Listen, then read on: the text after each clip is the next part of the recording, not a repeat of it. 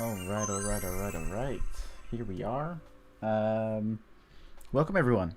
I hope I hope you're all doing well. This is the third stream we're doing in 24 hours. Let me quickly check. Oh, I hear that the stream is still on the background. Please go away. There we go. All right. The first stream we're doing in 24 hours roughly. Mainly because I have a little bit of extra time in my hands, so I figured why not make the most of it. Because in 2 weeks from now, I'm going on holiday, so definitely no streams then, that's for sure. Because I have not yet found a way to put Unreal Engine on the Steam Deck, so yeah, that's not happening. And even if you could, I highly doubt the controls would be any good. Maybe you could blueprint with the Steam Deck. That could be a totally interesting test, right? We could totally do that. Also, I finally found a better way to just have better music during the stream. So this one's a bit shit still. But, see? There's some pretty interesting stuff out there. And apparently Twitch is providing this, so it means I won't get copyright claimed. So hopefully the music is a little better for you guys as well. That's kind of what I'm hoping for. But something else we'll quickly be getting into. If anyone has any questions, let me know. I'm happy to answer. But for right now, let's dive into the Epic Games Launcher. Let's switch to the screen. There we go. And then I just got to do one extra thing, which is just change what we're doing, right? Browsing the store for useful assets. Hey Jagu, yeah, I know, right? So many streams. Yeah, just had a bit of extra time, so I figured, why not? Gotta get some of the hours in. Gotta, and I really want to showcase some more stuff that I'm really doing here. Because also I feel like I'll be doing too much offline, and that would just be a shame, right? That'd be sad. Also, I'd like to do some polishing in this stream as well. So we add some sound effects, we add some visual effects if we have some fitting ones, because I don't actually know how to make them myself. It's on my list of things I'd like to learn. And so we're just going to quickly look through some of the stuff that's here as well. Also, let me know if the music is good or if it's too quiet or something, because I'd love to know. I also see that Me Bossy followed 3 hours ago, so thanks for that, Me Bossy. You're probably not around, but thanks anyway. It's really appreciated. Let's see what's in here. There's a lot of music things, but like a lot of them are either not that great or they're very similar to other packs as well. Hey Porridge, how you doing, man? How are you? Also waiter animations. This looks interesting. Wow, this is a pretty complete pack. Jesus. Yeah, if you're specifically making a restaurant game, this could be super useful, especially for 11.5 euros. That is an excellent price for what is 64 animations. That is very good. No need to fear, Porridge is here. Yes. Yes, indeed. Yeah, this is a pretty cool pack, in case anyone needs waiter animations. That's a very good pack. What else did we have? New McDonald's trading ship. Oh, man. So there are... what was that game called? It was this really, really old Flash game where you could run your own McDonald's. Oh, I should be able to find this. Hold on, let's find this together. McDonald's management game. Yes, this is it. The McDonald's video game. This is it. This is the one. I can play it on crazygames.nl. I definitely don't want to accept your cookies. Oh, Jesus Christ. Decline everything. Thanks. Oh, man. I wonder if this was made by McDonald's or not. I highly doubt it, because it did not paint a good picture of McDonald's at all. Let's check. Hold on. McDonald's management game. Who was it made by?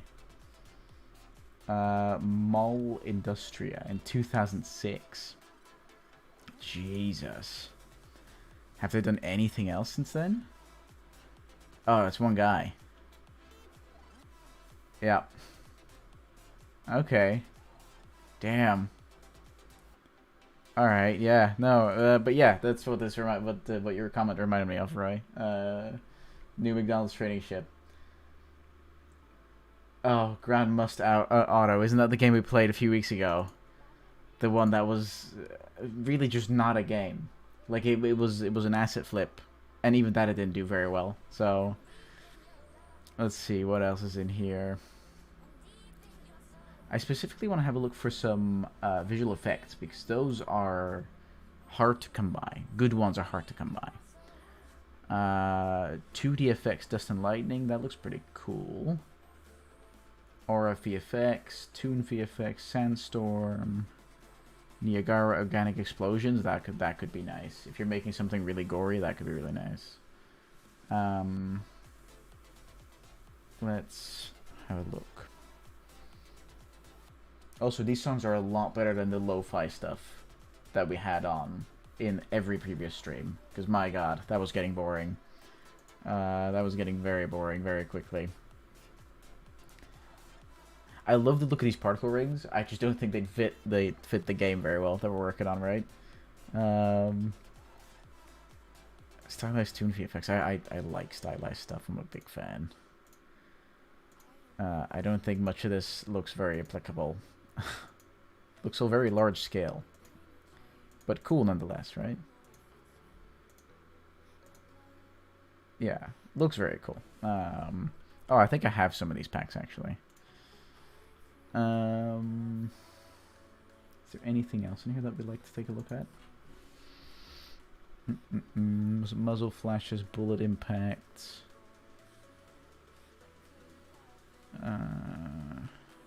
Rocket thruster exhaust effects. That could be pretty cool. Big Niagara bundle. It's not a very good image. Yeah, Dito was featured earlier. Yeah, Jesus Christ, that was so bad. Oh man. Again, if you're making something hyper realistic, there's so much good stuff on this store for not a lot of money. Like, obviously, most indie devs really won't have a lot of money to spend, or maybe even none at all, which is totally cool. But thank God that there is a lot of stuff here that is made a lot more accessible, right? Even though it's not accessible enough, and we'd love to see even cheaper prices, but, you know, time will bring those changes, hopefully. This looks okay. It doesn't look too shabby. But it doesn't look super high quality either. Maybe that's just the images, though. That very well might be it. Blood effects. Storm effects. Some natural portals. Pyro flamethrower. Jesus, I can't speak. What else? Yeah, there really isn't that much. There's some explosions here and there. Realistic, that might be nice. Okay, alright, there seems to be not too much here, but that's okay. Let's dive into the engine, shall we? And then I'll just quickly adjust the current activity thing to instead say what exactly we're going to do right now. Fixing bugs and applying polish. That's what we'll be doing. That's what I feel like right now. But if you guys have suggestions on either what you think I should be doing or on the stuff that we are doing, by all means, do say so. Because what we worked on earlier today, because we did another stream earlier today, we worked on a few things where we now have a momentum thing that if we just near miss one of these things, even though it's a little bugged at the moment, it'll tell you. It'll tell you that you have just near missed it. Right? So, and it'll allow you to gain actual extra momentum. How is this even working? That shouldn't have worked, what I just did. Where I went closely past them. That should have not worked. Unless I didn't save something, that should have not worked. Let's find out why that's not working. Let's fix the bug, right, as well. Because when they're reset, they don't actually go back to the right height.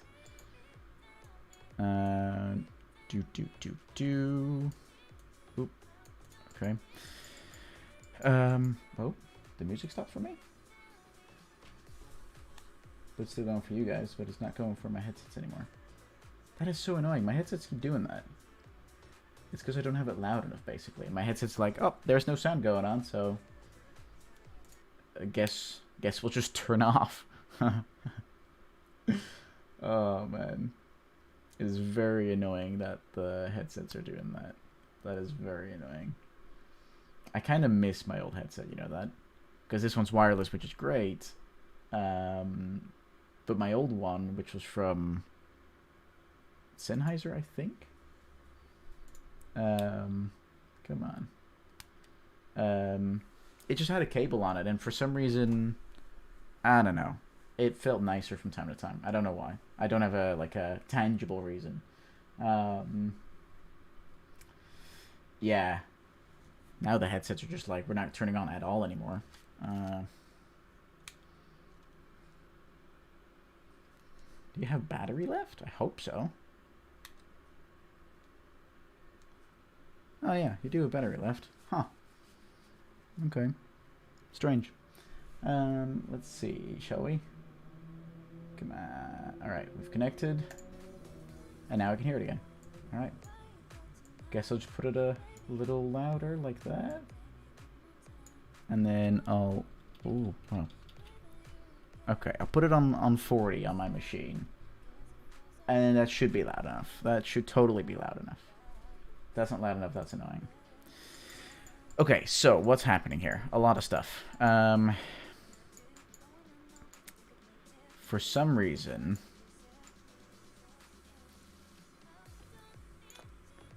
it is still able to calculate a near miss, even though this event only ever gets called when this is falling, like at a specific point in the timeline, not before then, right? And not after that either. It'll only ever happen once. We know that for sure. But for some reason, it plays the animation a few times as well. So let's just print string to see how often this is happening. Oh, I need to check it out. Because that would be curious, right? So right now, it should happen a few times because we're spawning all these guys in, right? But now...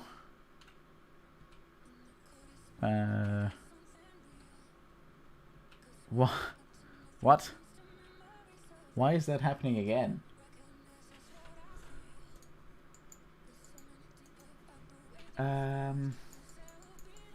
That's strange.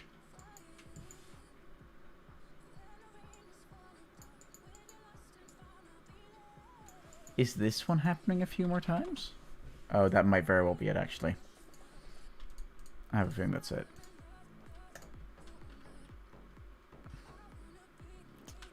Right, because it's saying, alright, we've done a few of these things. Oh, look at that. Yep. Okay. So, what's happening here? You see all these nice lines? That's basically the collision box of every single platform. I know it's dirty. It's probably not the best way to do it, but that's how we've done it so far. And so what happens every time you enter that activation collision, it's going to basically check if it's the player colliding, and if it is always just going to set the visibility to true, right?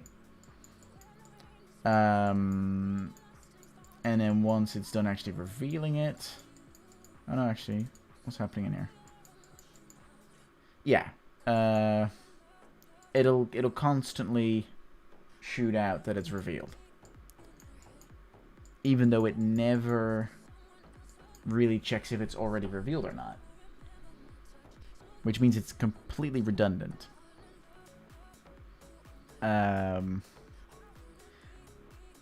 Which means...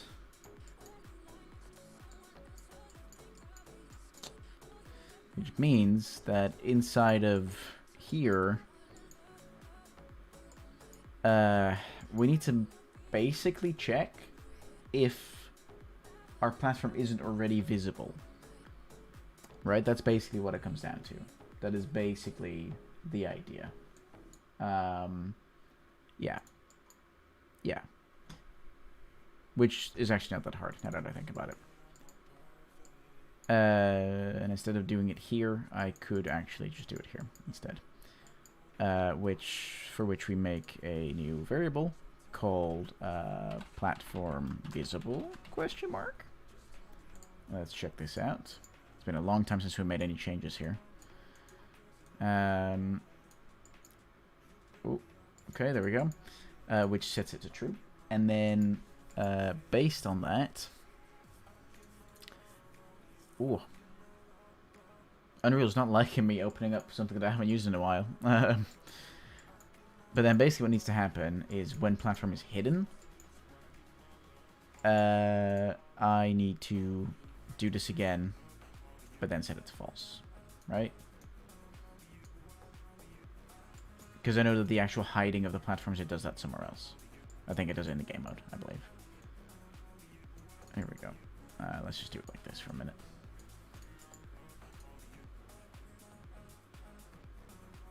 Oh, I know why it's taking a little longer. It's because I have a lot of child blueprints that are running off of this, which it means needs to update all of those. Yeah, speaking of those child blueprints, let's triple check that this is actually being sent across, because I doubt that.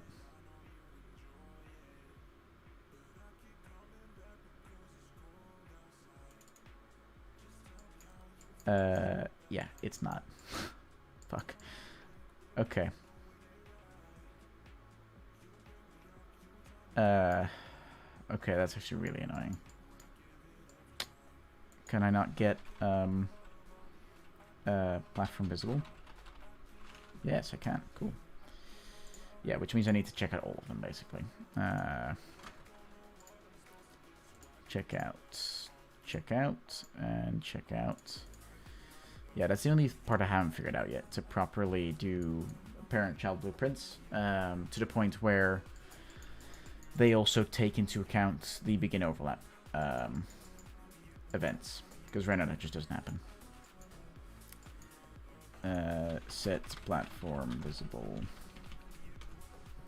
to false. Alright, so that one's done. I do need to double check that this actually works, though. It's not going to, because I forgot something. So now that I set these, I need to make sure that these are both true. So this needs to be true, and this guy needs to be true. If that's not the case, then something has essentially gone wrong. Oh, no. No. I've borked it. Yes, I have borked it. This needs to be... I just need to reverse this.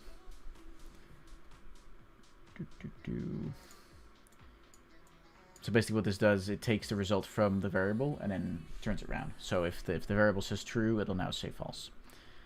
And when this says false, which means the platform is not visible, it'll say true. Let's not make it messy. Let's instead say platform hidden. Because that'll be a lot easier, right? Red Hacker DK, thanks so much for the follow. Really appreciate it. You are a legend. Alright, so with that, we should now no longer get the repeated near misses. Oh, we're not getting anything now. Oh, because the default value is false when it should be true. Oh.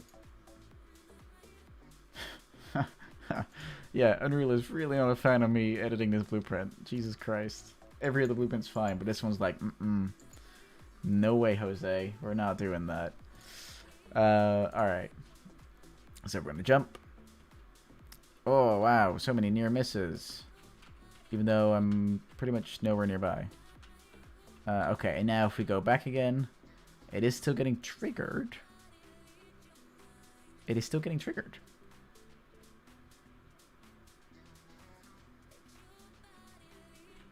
Which means... Huh? Oh, because I need to turn these two around. That's why. Yeah. Yeah. Since I renamed the variable, I need to actually change the... how I set them. Okay. So just one more test, just to be sure. Just to be sure that it works. Cool, they spawn normal. Oh, so many near misses. Oh no. But now going back, yeah, we are not seeing the debug string anymore, which means that it's no longer firing. But now, if I tab to reset, basically, and I go here, yeah, but all of these will, in fact, still work. Okay, so there's a different bug there that we got to fix at a different time. But for now, this works. So I just got to copy this setup to all the other ones, basically, which is not too hard. If I just grab literally these two and I go into phase platform, and then we go down here. Yep. There we go. Like this, and then like that. Very good. Platform hidden should be false. Oh, wait. Oh, yeah, platform hidden should be false. But I also need to copy this over. I forgot about that. I need to do it here as well. Here we go. Alright.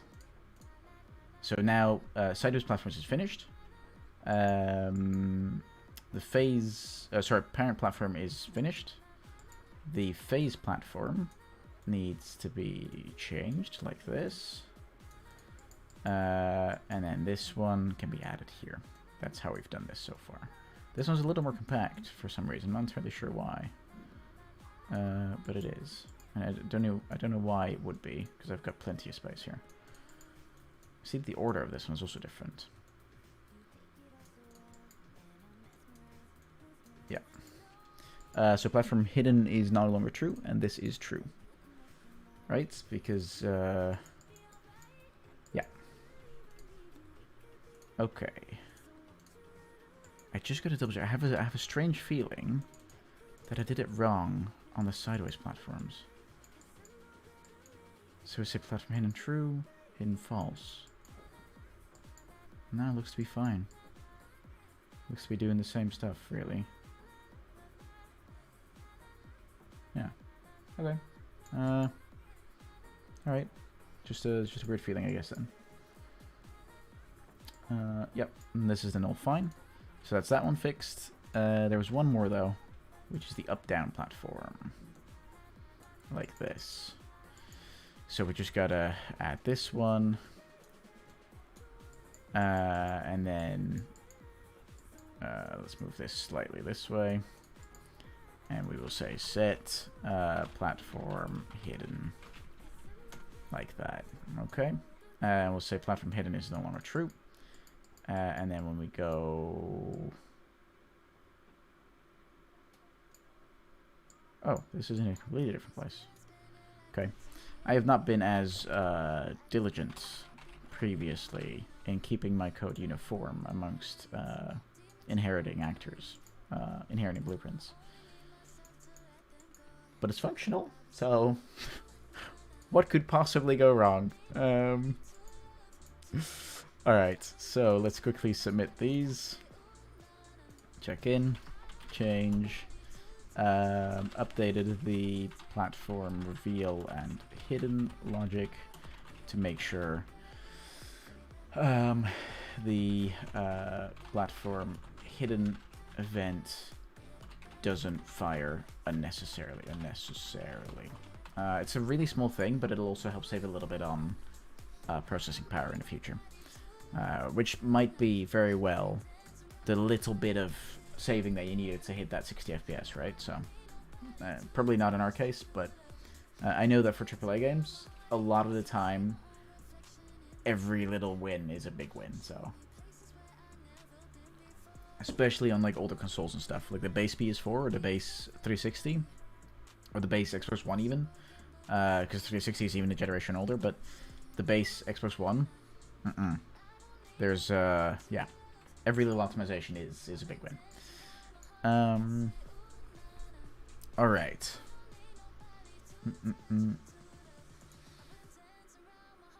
Okay, so that's fixed now. Which means we'll no longer get the near misses. Which we have already tested, right? Oh, near miss, near miss, near miss. Whoa. So, there you go. So many near misses. Then if we go all the way backwards, and then go all the way forwards again. No. Okay. Cool. Works perfectly. Awesome.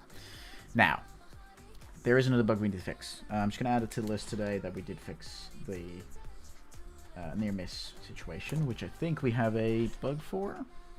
Let me double check.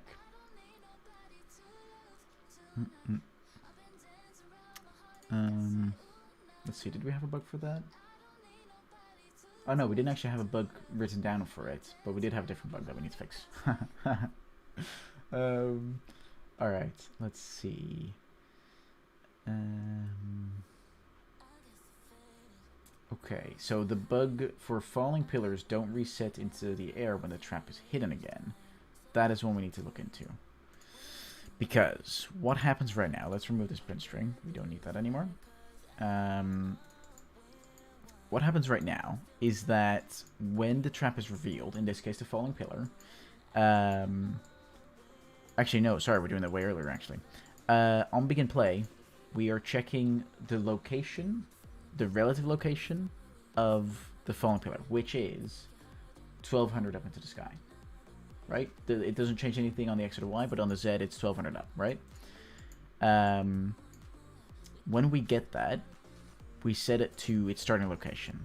Now, when it's hidden, let me show you what happens when it's hidden. So, I jump over here, I reveal some of these, and then I'm going to say, okay, reset. So what we're expecting is for these pillars to be back up in the sky again, but in reality what happens, they're still here. Right? So, they're obviously not being set to the right location. So, if we just print string what comes out of this, even more specifically, what happens when we print the Z, because that's the one we care about. We don't care about the X and Y because they don't change, but the Z, that is the one we care about. Okay, now we're gonna reset them. So it says 1200,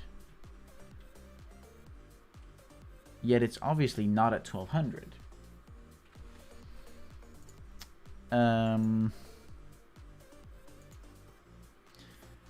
But the thing is as well,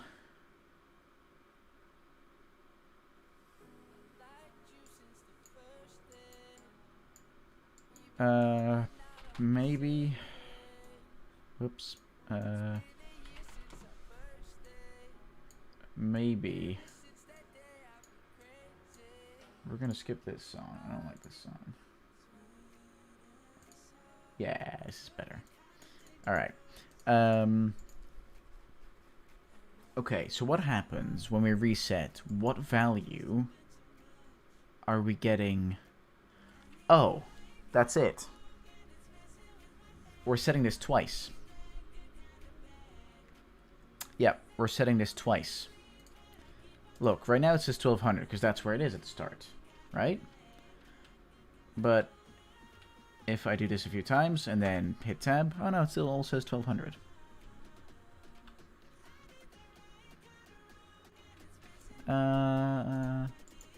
But that might be because I've still got this connected. Yeah, this begin play shouldn't trigger twice because we're not resetting the whole level. We're only resetting the player location. Yeah, no, so it's definitely not firing twice. Okay, so it's not that. And we know this is being set at 1200.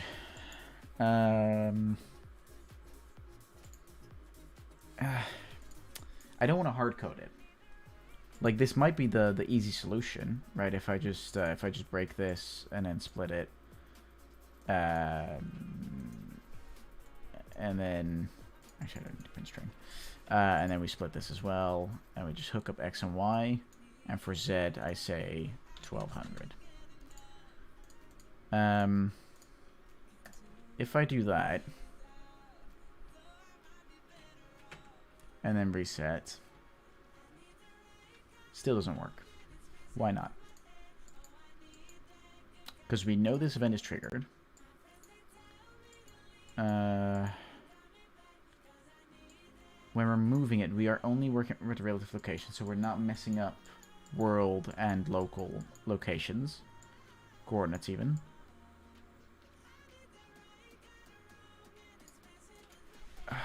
Most I could do is I could print string the location of it. Just see what comes out of it. Because there must be something that is causing the Z to be 0. Because we're going really, really granular now. We're going like super deep into the method of setting the relative location. Yeah, it's doing all zeros. Why? Why is it doing all zeros?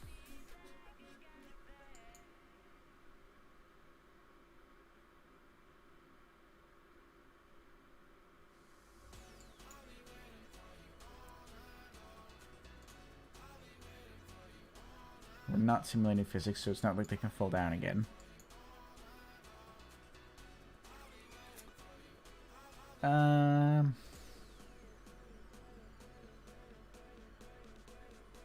We're not simulating physics here either.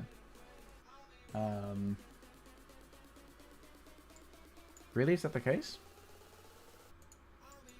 I thought that wasn't the case. But it might be a good point. I'm not too experienced with sweep hit results. Okay, so we've got them all here. Okay, so it doesn't seem to make a difference, but you might still have a good point, though. Whether we sweep to the destination location, triggering overlaps along the way and stopping short of the target if blocked by something. Only the root component is swept and checked for blocking collision. Child components move without sweeping. If collision is off, this has no effect. But collision isn't off. Collision's definitely on. Yeah, overlap all dynamic. So that's working. Or at least it's on, right? Whether it's working is a different question, but... What if I... Because for location it's saying 0, but why?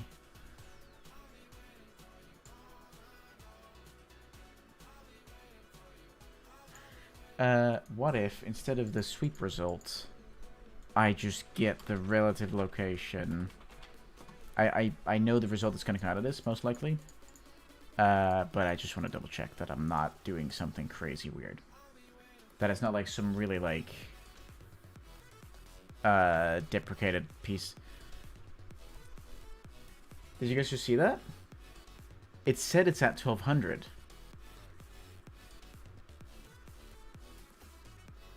Why is it saying it's at 1200 when it's clearly not at 1200? What if we significantly increase it? What if we say, I don't know, 5,000? What happens then? Will it still say 5,000? And if so... Okay, that's all good. That's all fine. We reset. It says it's all at 5,000. But it's not. But it's not.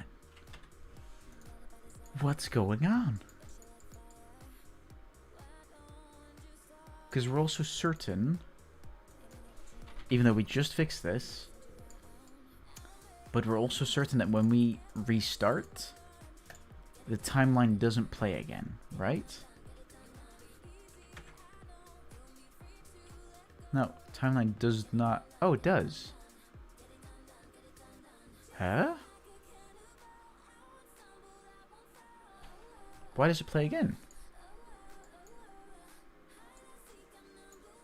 Just a minute. I'm taking so many precautions here, but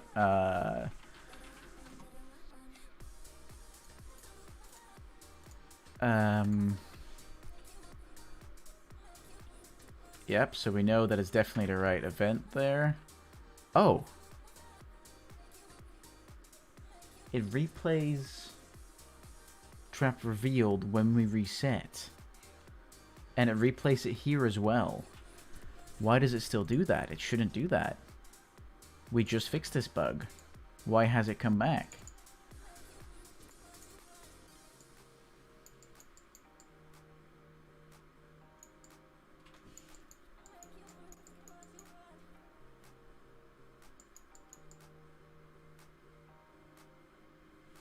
Oh. Oh. Oh. Oh. Yeah. So if the actor has tagged player, which is true, because that's the only thing colliding at the moment, so we definitely don't have to worry about that. And if the platform's hidden, which it is, if that's true, set stuff to visible. Yes, which actually doesn't solve my situation. Um,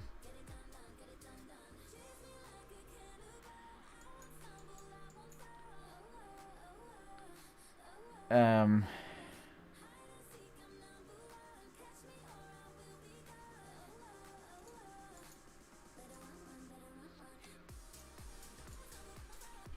let's try it again. It's all revealed, great stuff. Yeah, when we reset it, this gets fired. This event gets fired. The execution of that happens in our game mode. Game mode. This must be a really old issue if this is still happening at the moment. Resetting. Ugh. Shh. I promise I commented on my code. So manual reset, that's the one we're doing. So it disables the input, it hides all the platforms. That seems fine. What's happening inside of hide all platforms?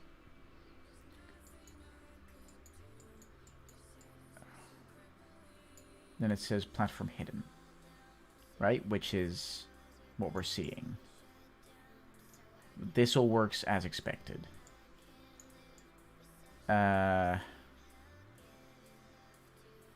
Okay, it sets the location of the main character, which is kind of disgusting that it's hard-coded, but, you know, something we'll fix maybe at some point, ever. We reset the timer. We have a hard-coded delay. And then we say, okay, enable player input again, which is fine. Reset the timers and add new platforms again.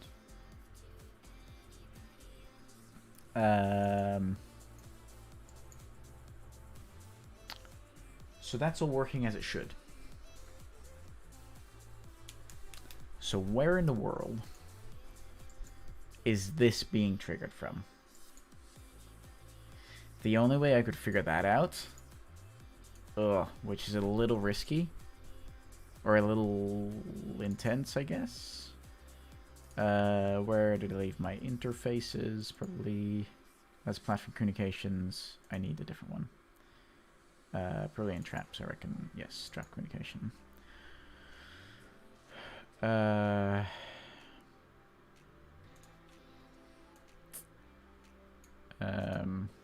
Event trap revealed. Now, the thing with inputs and outputs of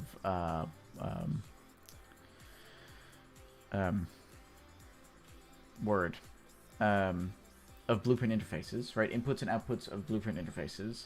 As soon as I add an input, I cannot remove it again.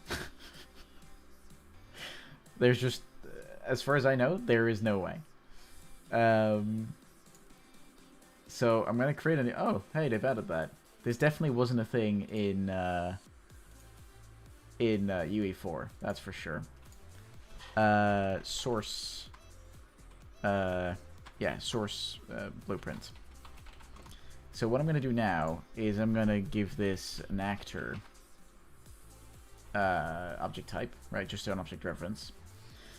And basically, what this is going to do is that every place this thing,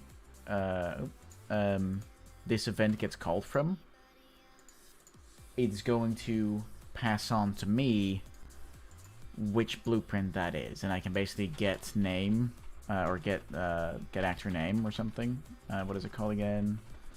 Get I'm trying to remember what it was called. Get display name. Oh, that's the wrong display name.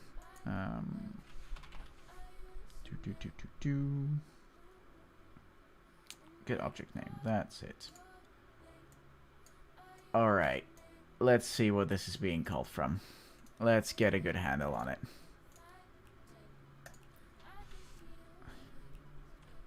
None?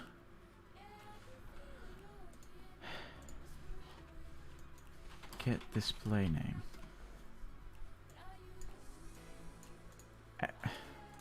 This is like,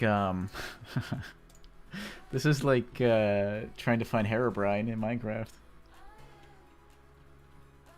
So we're getting nothing for display name either. Get, path name is my only remaining hope.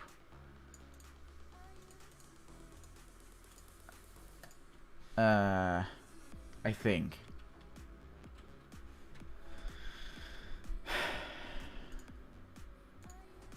Now, because I don't think I can say blueprint. I don't think I can do that.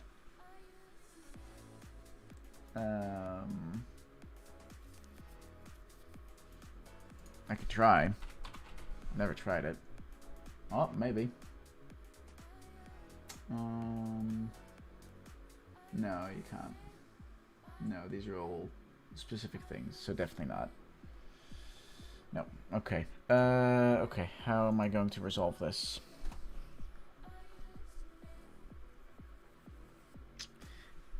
Maybe I can do it even easier? Maybe? This is a big maybe. Yeah, I know, it just gets the display name, which will not work. This is a very annoying thing. Yep, it basically does not give us anything. Gives us no useful information. Because I don't even think... No. Is there a way for me to see every place... yeah, no. Is there a way for me to see where this function's being used inside of all of my blueprints?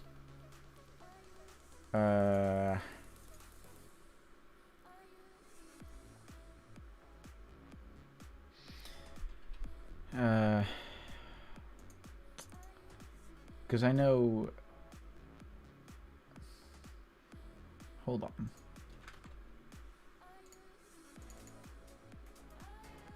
No, definitely this is not it.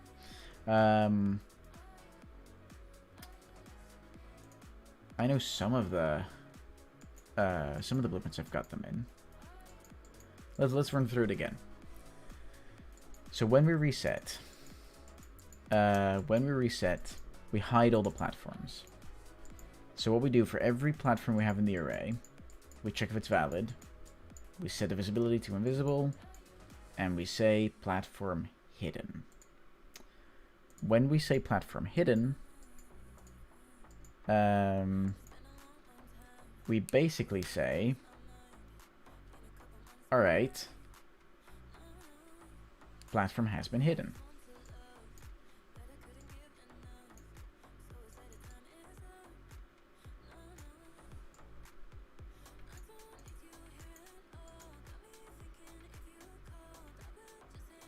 Is trap hidden ever called? Yeah, it is. But where from? Wait, what? We know it's called because the print string fires.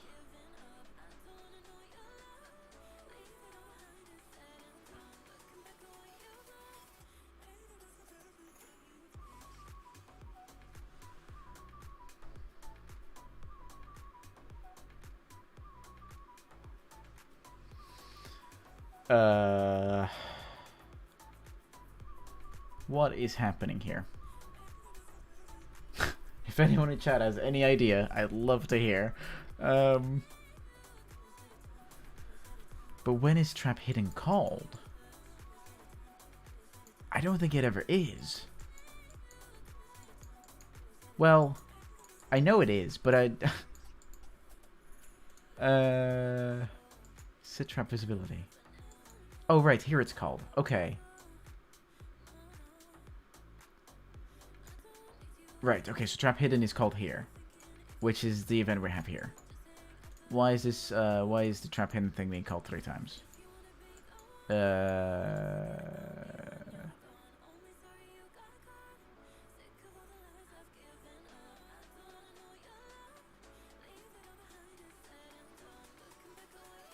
Oh, what is this a weird way of doing this? Why have I done it this way? What? So, no matter what this Boolean says, I will automatically go through the motions of setting the visibility, which is fine. The visibility part is fine. But then I will automatically reveal the trap every single time, even if I'm not supposed to. The order of these two things are wrong.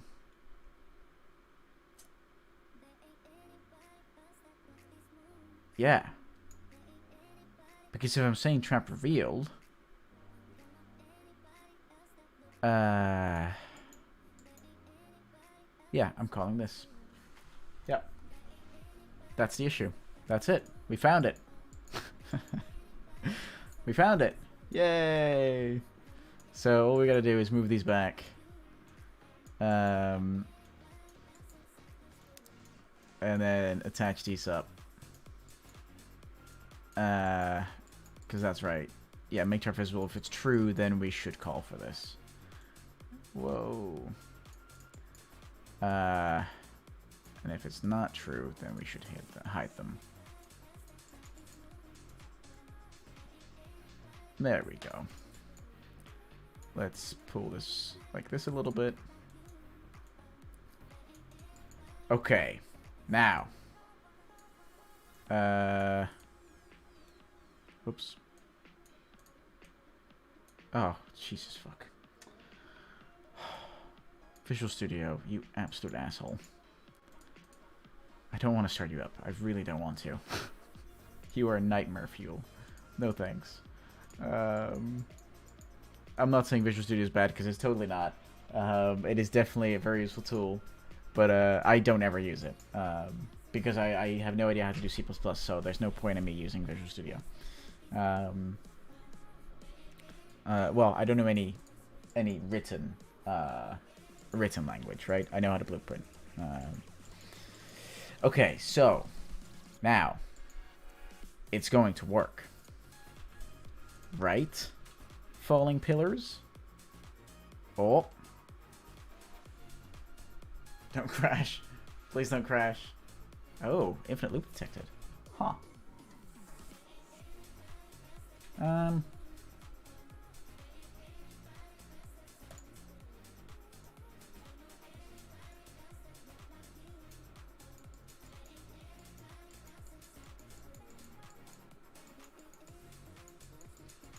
Where's the infinite loop part? Yeah, I know which.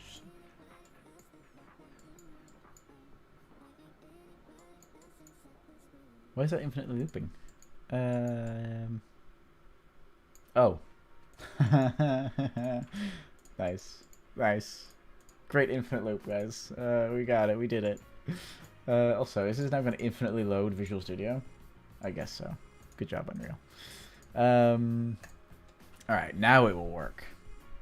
Alright, cool. We have our traps revealed. Excellent. Now I'm going to reset. And I'm going to go here. Whoa.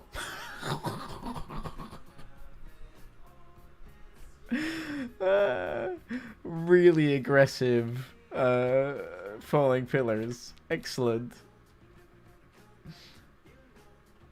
Damn. Look at these guys coming down. My god. Excellent. Okay. So we can instead of 5,000 we can just do that. Oh man. This needs blood and dismemberment. I know. I promise my next project will be so much cleaner in terms of code. The #1 lie told by all game developers. There we go. It is functioning as it's supposed to. Finally.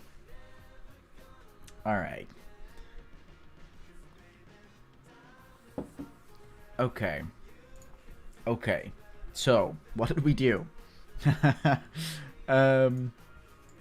We have done a ton of things. We haven't changed anything in game mode, so that's okay. we definitely shouldn't change anything here. We should make this go back again, right? Orange boy pieces falling all over when hit by a falling log. Yeah. There is the there we go. There is. Let me quickly revert something. Trap communication can be reverted because we really don't need to. The changes we made are not important. But there is, if I open up my Epic Games Launcher, I happen to have library, vault. Yeah. Very good. Dismemberment and Bone Break Pack. I do have it. Which basically, besides what the title suggests, yeah, there's a few things it allows us to do. Yeah, it looks really good. I never really used it. I was going to use it for my hell-based Factorio shooter, but I kind of shoved that prototype to the side and instead picked this up, right? But yeah, this is really, really cool. Yeah, it... Oh, wow, fully network replicated. Damn, that is impressive. But yeah, it basically has everything, which is pretty dope. Pretty cool. Pretty cool. So yeah, technically speaking, we could. Technically speaking. Oh, it crashed. What? What? We weren't even doing anything. I was looking at the store. What the hell? I feel bamboozled. Oh, man. Okay, but now that we have that bug fixed,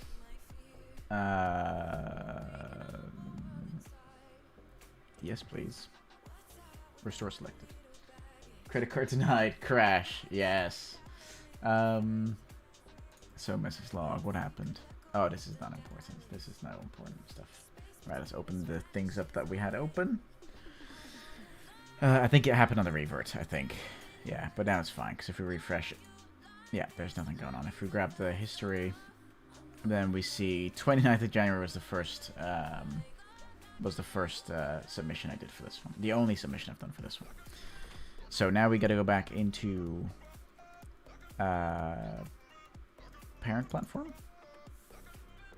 Is this not checked out? Yes, it is. Now I'm just wondering, set trap visibility is a function that I have in here. So technically speaking, no, definitely speaking, this should populate to the child blueprints. This should totally be the case. If I just grab make trap visible. Oh shit, didn't want to do that. Yeah, I don't actually want to do it this way. Yeah, I know that it is going to be cross-populated, so it should be okay. I really just don't want to save it. Can I not do that? Can I not save? We'll leave it, and then it'll ask us to save when we close the engine down, and then they'll say no. Alright, so we can just check this in, saying change, fixed a long time bug in the trap visibility function.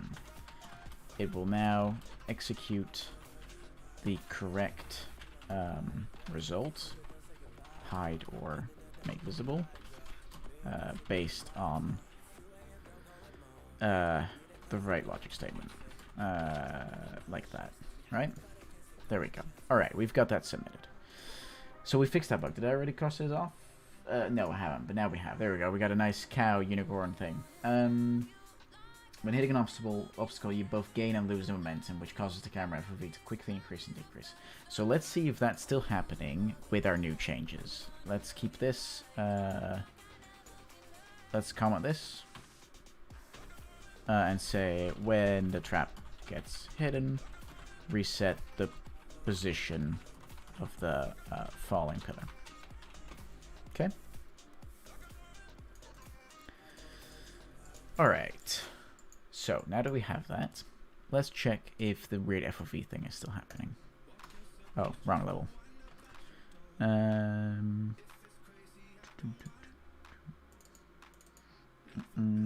I do not want to save you. Don't save. There we go. Already worked. Alright. So the repro steps for this was essentially stand under a pillar.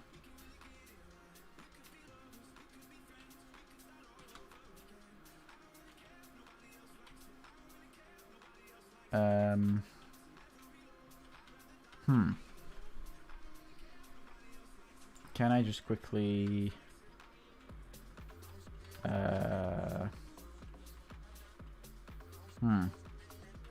Yeah, let's quickly do some quick hacky stuff. And with that I mean, let's grab the speed up pad. Let's place it there. Oops, let's place it a little down. Is that roughly? Yeah, that's roughly right. Okay, and then let's run through it a few times.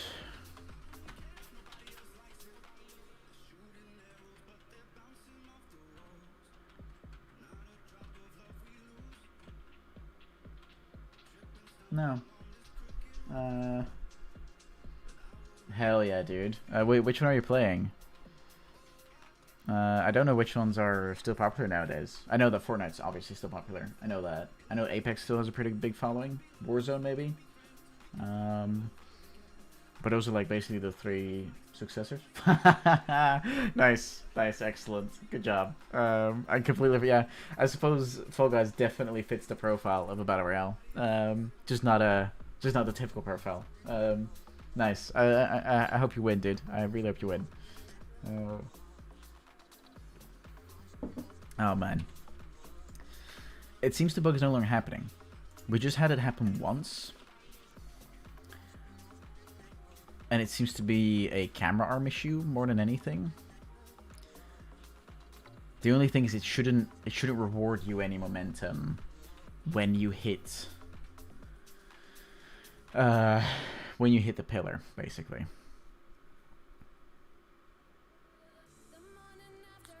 And it's a little fucky what happens, right?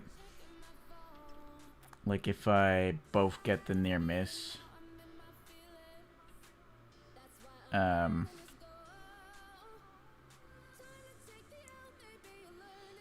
Yeah. And also something that I should change, which I've only just realized really. In my main character, I should make sure that when the player hits the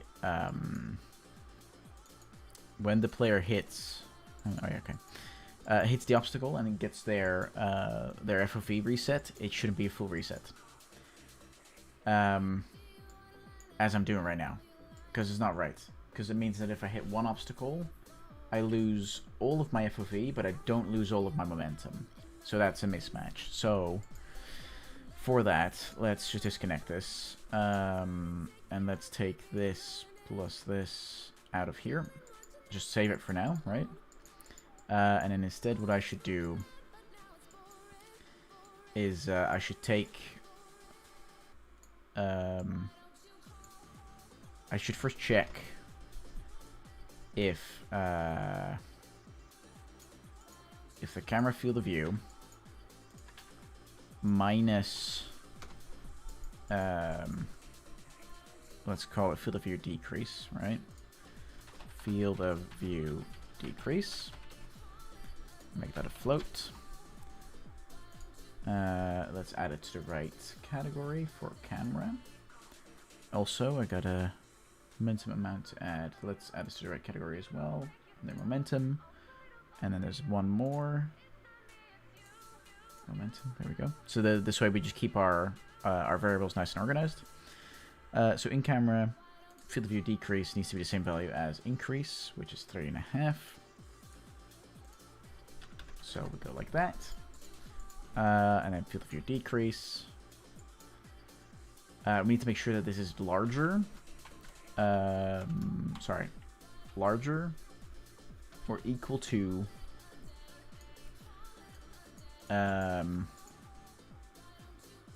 promote to variable standard field of view. Now this will now be our new standard variable for field of view. So what we'll do is we'll make the standard variable 90. Then I just got to do one quick change to the original functionality here, which is in the event graph. So that on begin play,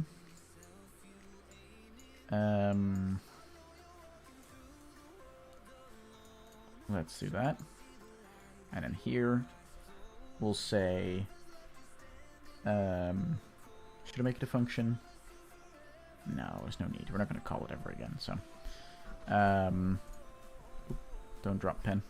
So we get camera. We say set field of view. And then we'll say standard field of view, right? So then whenever we change this value, it'll always be right when we start with the game. Yeah, which in this case is 90, right? So, okay. I just thought I had to do something else there, but I don't think so. No, this should be all okay. Alright. So, if the camera's field of view minus what we're hoping to decrease is still the same or larger than our standard field of view, that is when we know that we can decrease the field of view, because we don't want it to go below 90. That is definitely not something we want. So what we'll say is we'll grab new field of view and we'll say minus field of view decrease, and then we'll actually no, why are we grabbing new field of view? We don't need that. We'll grab the camera field of view, right, like this, like so, and then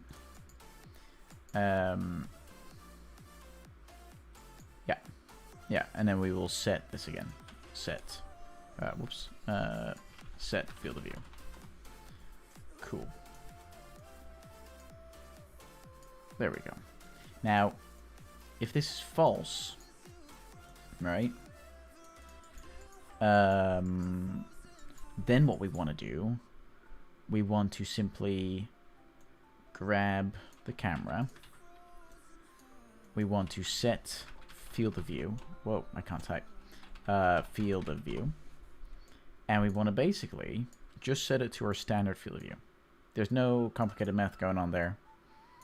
We can literally just do it like this.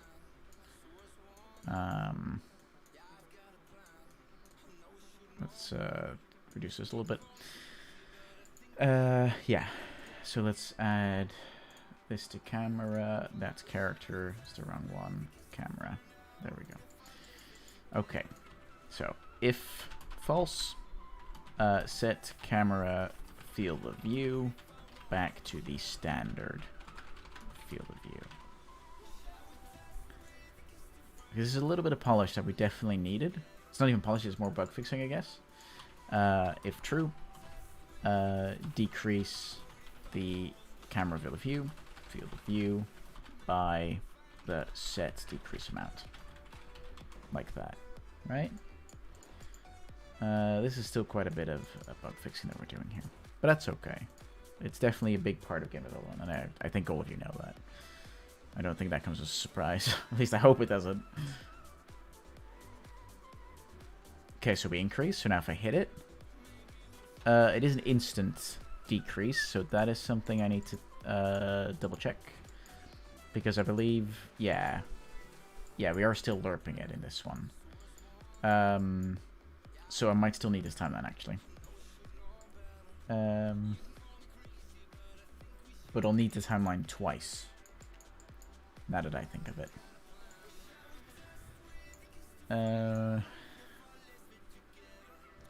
Yeah, I can basically, since I've got some of the functionality here already. I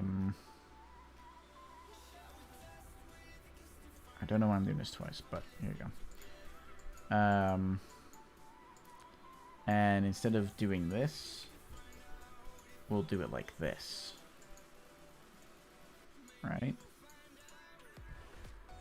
And then it's going to double check this. Yeah, it goes from 1 to 0, which is perfect, which is exactly what we need. And then what we'll quickly do is just increase the size of the common field. Okay, so that's that one fixed. Then the only last thing I got to do here is add a new timeline. Timeline called decrease FOV timeline. I do see I made a spelling mistake here, so let's fix that. There we go. Okay, and then we are playing it from start. So then we always know that it always plays right from the start. It doesn't like somehow continue playing where it left off. That'd be not very useful. We pull this up, but now instead of doing it like this, we need to lerp.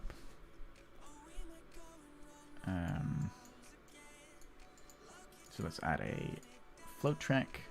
Let's actually double check what the time is for this one. 0.25. Okay. 0.25. And then we'll actually do it properly here, which is at time point 0, it's 0. And at time point 0.25, we make it value of 1. And then we also make sure that both of these points are user generated. It's just going to cause for a little bit more of a smooth track to happen. Oop, not too much.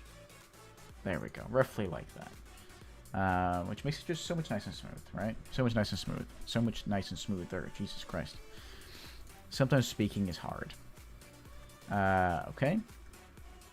So knowing we've done that. Oh, I actually need to name it. That might be useful.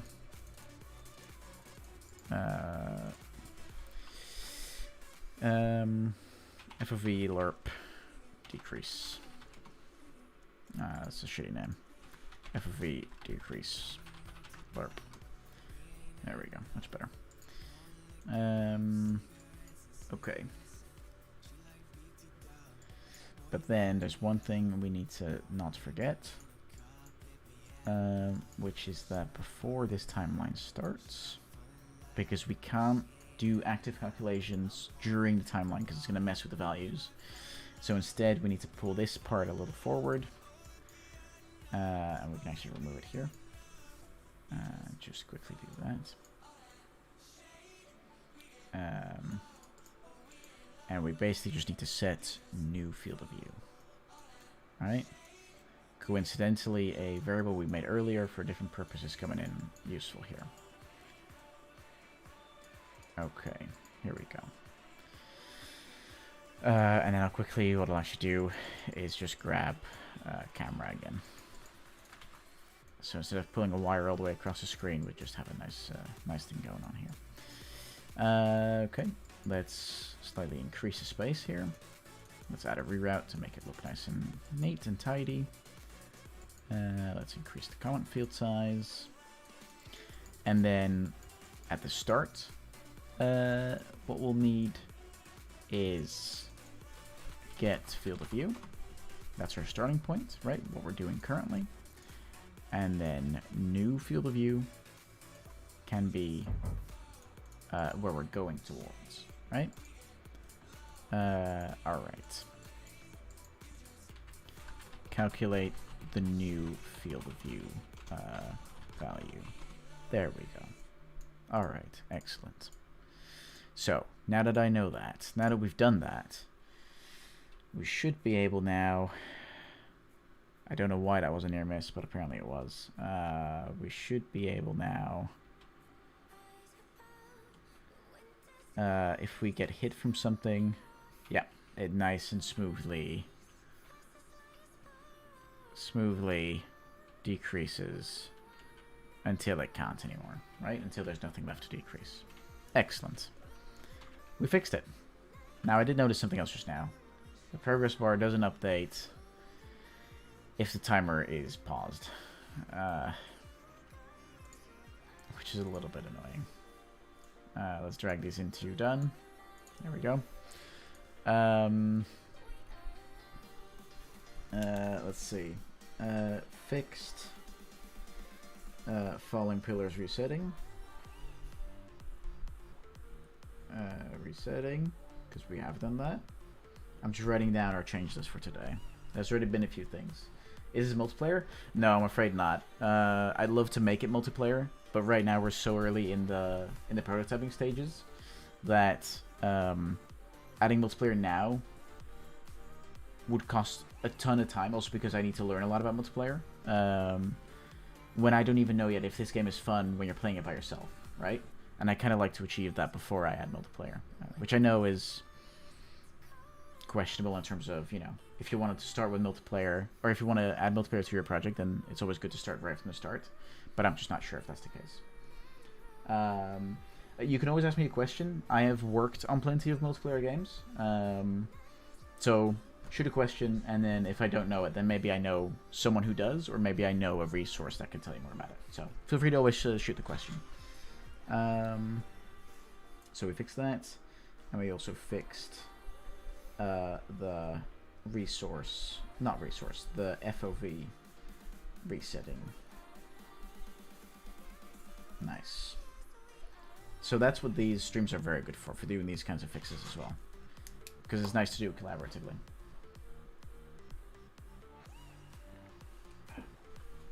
Yeah. All right. Okay, so we should remove this print string. That's something we should definitely do. Should clients also maintain a player list locally, or should just server know about all the players, and then clients would only receive the bare minimum to display player names or whatever? Okay, so it depends a little bit. From what I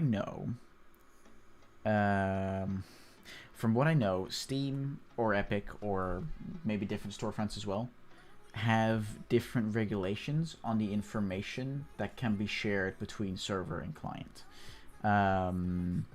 For example, I know that if you're doing, for example, crossplay between PlayStation and Xbox, I know you're not allowed to send certain information between those two clients. Obviously, because it's crossplay, PlayStation wants to keep their stuff secret, Xbox wants to keep their stuff secret, so that makes sense. But for example, information you don't want to share between different players is their IP. That's stuff you definitely don't want to share. So in those cases, it's good for that information to only be on the server. Especially if they're dedicated servers, then that's always better. If it's a peer-to-peer connection, then I wouldn't necessarily know how to handle that. I'd have no idea, to be honest. But generally speaking, the less information you have to send, the better it is.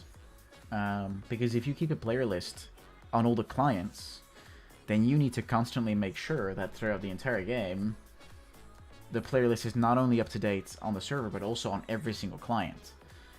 If it's 2-player co-op, then, you know, that's not that much information. But if it's, I don't know, 4 players, or 8 players, or even more, if we look at stuff like Fall Guys, or any Battle Royale, that is a lot of information to send back and forth. Right? That is I don't actually know the English word for the mathematical expression, but it's basically 100 times 99 times 98 times 97, you know, etc., etc., etc., etc. I know the UE multiplayer framework has a player state, and game state has an array of these, which are replicated. True? I have no idea. To be honest, I wouldn't know. Yeah, I definitely wouldn't know that. But perhaps, yeah, I wouldn't know. I wouldn't know. I do know, but maybe you already heard of this resource. I need to just quickly Google the name again. What was it called again? I came across this a few years ago. Oh, there it is. The Unreal Engine Networking Compendium. By yes, this guy, by Cedric Neukirchen, something German. So this is this the one? Is this the 400-page one? Yeah, this is the one. So anything multiplayer related. Oh, it's actually not 400 pages. It always felt like 400 pages. So this compendium is what I like to use for learning anything about networking. So in your case, we actually have game state right here on page 20. Let's see if we can find it. Here we go. Actually, I'm surprised we actually found it. The class of game state is probably the most important class for shared information between server and clients. The game state is used to keep track of the current state of the game. This includes, for multiplayer important, a list of connected players.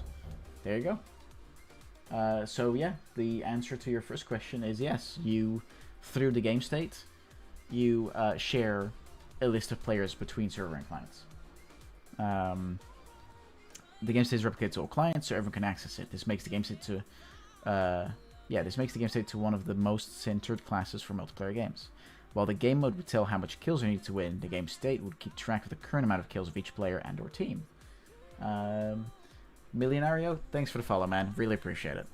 What information you store here is completely up to you. It could be an array of scores or an array of a custom struct that you use to keep track of groups and guilds.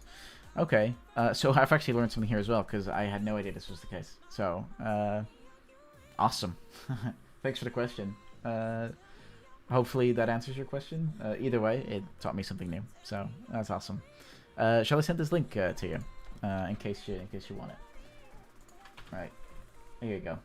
In case you want to have that for the future, highly recommend it. I have no idea if the guy has like anything else. Yeah, he has a blog and everything, so by all means, feel free to reach out to him as well if you have any more questions. I'm sure he's open to it. Cool. Oh man, I can't wait for a next possible game where we might dive into multiplayer. Can't wait to dive into this stuff, man.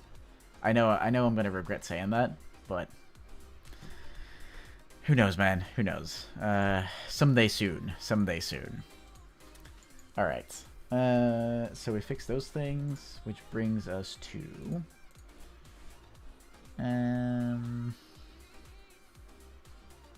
oh yeah, fixing then when you have a near miss but you still hit the obstacle, that you then don't still get the increased momentum. Like in those cases, I still got the extra momentum when I really shouldn't have. I would only be syncing player nicknames and their IDs generated by the server. The use cases for this are, for example, let's say you want to display a player name when you're close to the character that this player controls. You can just make this component display the player that has input authority over it. Without a player's list and clients, you would need to send the nickname to display on this component. Yeah. Yeah, but so by using the game state, you could share the player list on all clients. It seems to be a pretty core thing that the compendium suggests to do. And then I suppose attached to that, you could, like in the player list, you could probably make a custom struct that has the player IDs in there, which then means you can also share their usernames across the different clients. Sounds like that might be possible. That could totally be possible. Yeah, so when I hit this, I should not be getting the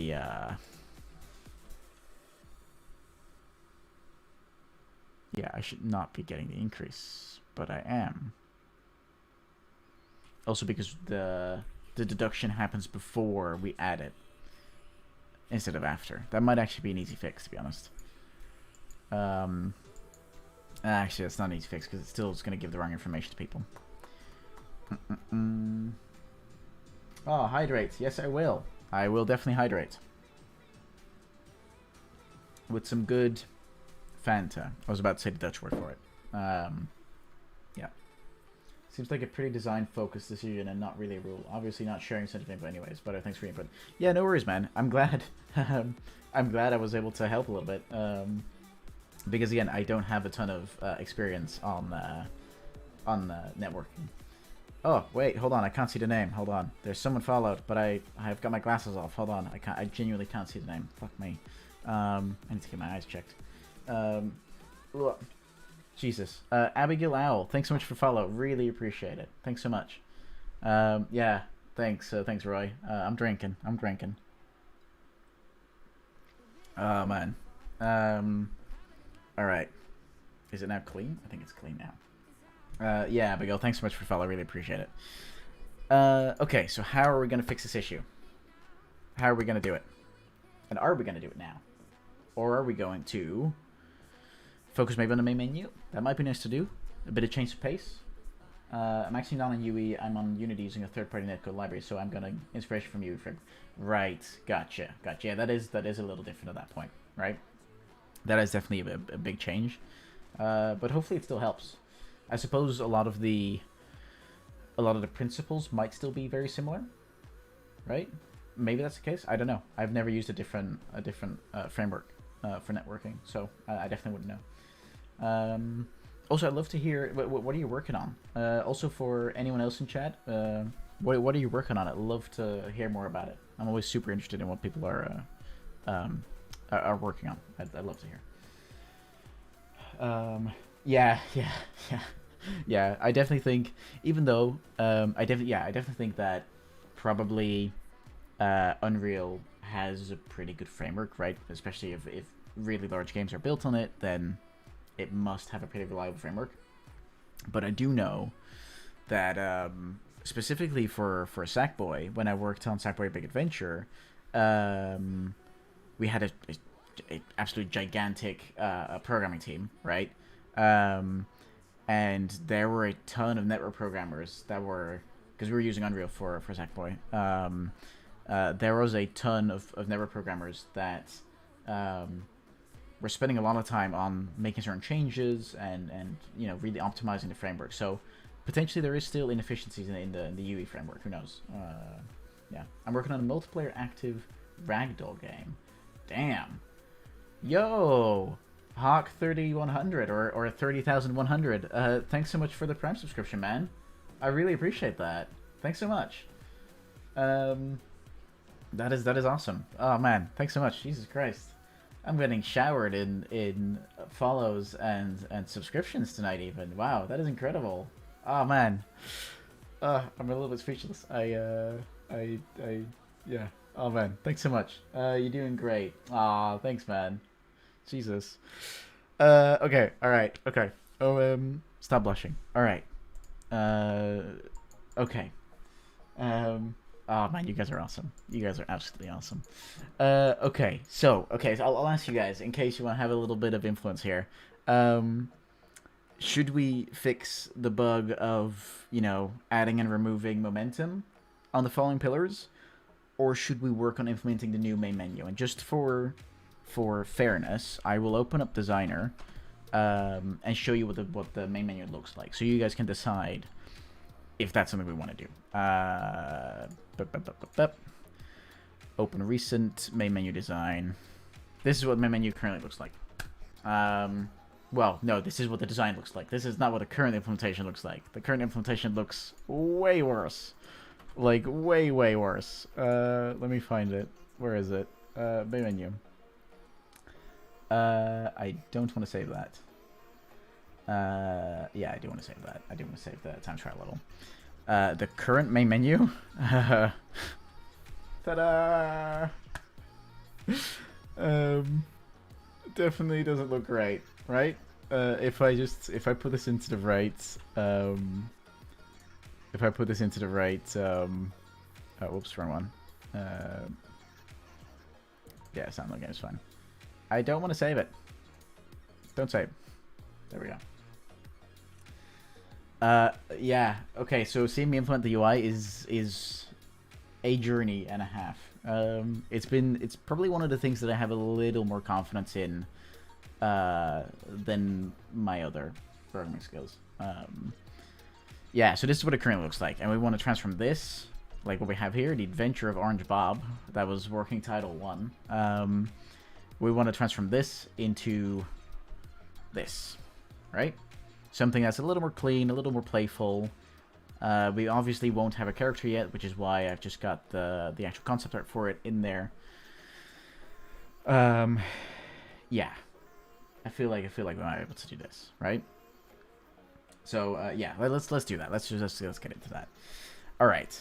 So in order to do that, we need to do a few things, right? We have to first exit out of the game. I don't think my quit button actually works. Okay, let's close this. Let's close that. Let's make sure we submit the changes we've made. Check in. Change. Updated the FOV reset and FOV reduction functionality pieces to happen on alert. Yeah. Logs are probably good enough for now. Better to keep momentum going forward. Yeah, for sure. Yeah, you're definitely right. Alright, and then obstacles, falling pillar. Check in. So I believe what we fixed here is fixed the resetting of the pillars. Like, imagine that. We worked on this maybe half an hour ago, and I'd almost already forgotten what we had actually done, right? So that's definitely why you want to keep your changes small and confined, so that, you know, whenever you're submitting it to your change management software, in my case Perforce, that you can still easily look back on what you did. And so if something breaks, sometimes just before you want to ship, you can easily see in the recent changes what might have caused it, or at least a lot easier. Alright, so that means we go into UI. Let me just refresh it real quick. Okay, it's not checked out at the moment, so let's check it out. Okay, now if I just quickly take Game UI out of here. Oh, I need to actually put this inside of Game UI. Yeah, great. Alright, and then if we reveal main menu, let me double check what the quit button actually does. Yeah, we actually don't have anything attached to it. Quit game. Now, there's actually something we need to do here, which I should add a task for. Let's put it in the backlog. Or we'll say for V2.0. Save game information before quitting the game. Right? Because we don't want to create a situation in which players make changes somewhere, right? Ultimately, we need to have good system architecture to make sure this doesn't happen as a whole. But we definitely want to make sure that when a player quits the game, that we take a look at the most relevant information. We need to define that manually. And then we just save it again, save it to a backup slot as well, just to make sure that if the player, I don't know, if just at that moment their computer crashes and corrupts the main save file, that we have a backup. And in case we didn't save any other changes at a different point, that we save it here, right? So something to do for later, but definitely something to do. So let's put it in low priority for now, because we don't really need to do it right now. Oh, nice. They actually add this. Yeah, so fun story here. On PS4, PS5, Xbox One X, and Xbox One Series X, games never quit, ever. Unless you specifically go into the menu and like click on the game, and then it differs per platform, and then say quit game. But you can't quit the game from inside the game. And they basically do that so that you can quickly switch between games, and, you know, one of their big USPs to do that, right? So, all right. So, with this in mind, so the quit button now works. Perfect. Great. that's what we needed to do. Then that leaves us with a whole bunch of stuff. What are we gonna do first? Let's do the actual actionable part first. So let's demolish. Let's also just quickly, so that's a little easier to manage. Let's put this in. I'm doing this on my right screen because I have folders that have secret names, which you guys aren't allowed to see. Alright, let's put this in my F drive, and then assets, 3D platformer, UI art, main menu. Oh, I apparently already did that. Okay, very good. So that means that instead of having to switch between the programs constantly, I can just open it up like this. Alright. Okay, so we basically want to recreate... oops. we basically want to recreate this. Roughly, more or less. Okay. So that requires a few changes. Most notably, instead of our animations... yeah. We kind of need to nuke it. We kind of just have to nuke the animations, to be honest. We won't be able to reuse them. Which is okay.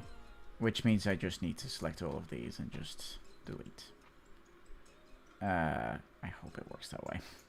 Yep. Yeah, it does. Cool. Yeah, it does. Alright, awesome. Okay. So, let's... So for the background, what we want to do for now, we'll animate this at some point, but for now we want to remove this image here, and instead we want to go into our editing software, and we need to take the background group, and we need to export it as a JPEG is actually fine. We don't actually need to make it anything else. Instead of saying whole document, we say selection only. So we click export. I say main menu background, that's the name I'm giving it. And then inside of the engine, in our, let's see, in our art folder, textures, that's where I added in. Like that. Yes, there we go. So this is going to have the right size, 1920 times 1080, yes. Ooh, what if I'm working with bigger sizes screens?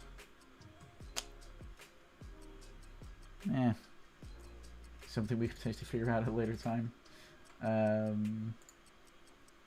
Cool. What just happened to the... Oh no, it's just a funky artifact going on. Okay, that's fine. Then as for this main menu button background, we actually there's actually a lot of stuff that we can actually reuse. I completely forgot about that. So instead of button collection, we want to take we actually want to move these out like that, and then we can take this entire selection and we can export it, and we can say selection only. As a JPEG? No, as a PNG. And then we say main menu, button background. Like that. And then we need to import it into Unreal. Let's hope this works. Should do. I might have to change some of the... oh. Ah! That seems to have worked pretty well. It's a little large, but, you know, let me double check what the image size is supposed to be. Properties.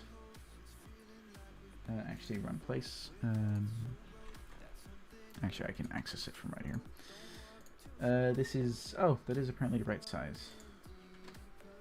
Is it? Selection only. Yes, it is. Okay. Alright. Okay. Then all I need to do is just keep the ratio and just quickly check. There's nothing to show here. What do you mean? We had it open just now. There we go. Alright, so... Okay. Oops. Yeah, it's now messing a little bit with the aspect ratio. Is there a way to lock that?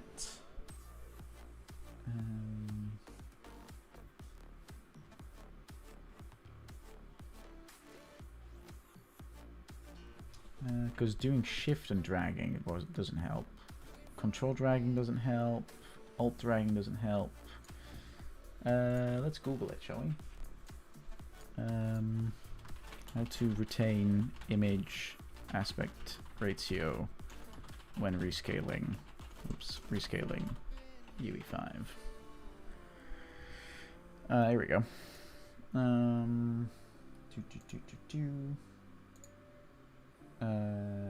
Also, I should quickly keep forgetting to do this. I need to change the current activity to creating the main menu. There we go. Cool. And then we'll also update that in Twitch for a quick second.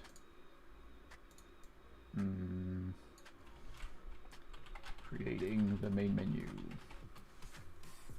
And there we go. Done. All right. Excellent. All right. Let's see.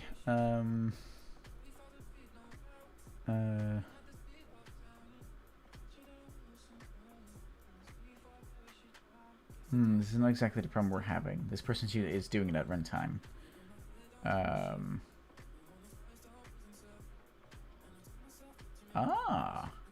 The skill box.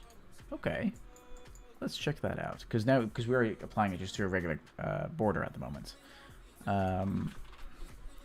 Skill box allows you to place content with the desired size and have it scaled to meet the constraints placed on this box's allotted area. If you need to have a background image, a skill to fill an area but not become distorted with different aspect ratios, or if you need to auto-fit some text to an area, this is the control for you. Okay, let's check this out. Let's see how this works. So then do we take the border and we put it inside the skill box? Because can I have multiple children? No, a single child. Okay. That is a problem. Well, not entirely. I'll explain why in a second. So for the skill box, let's see what options it gives us. Skill to fit, skill to fill. No. Right, and basically the larger I make this is definitely not what we require. No, this is definitely not what we require.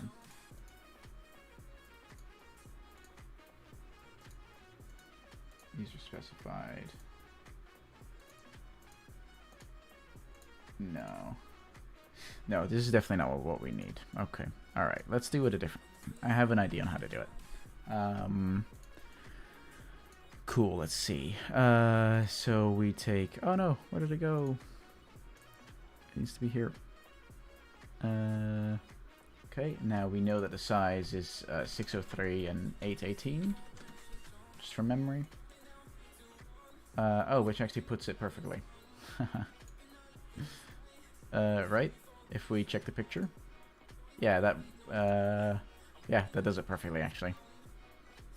Excellent. Alright, let's keep this stretched across the entire canvas.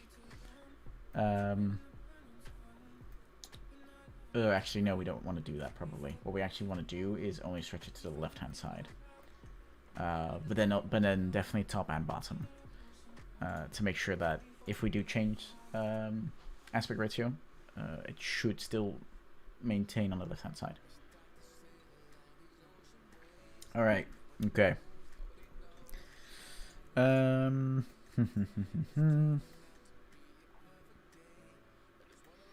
Okay, so... Oh, for God's sake.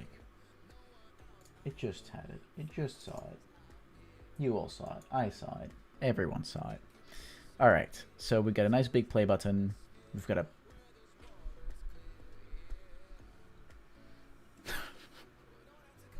I thought this was going to be easier, but I guess not. I guess we'll just view it in Designer, I guess.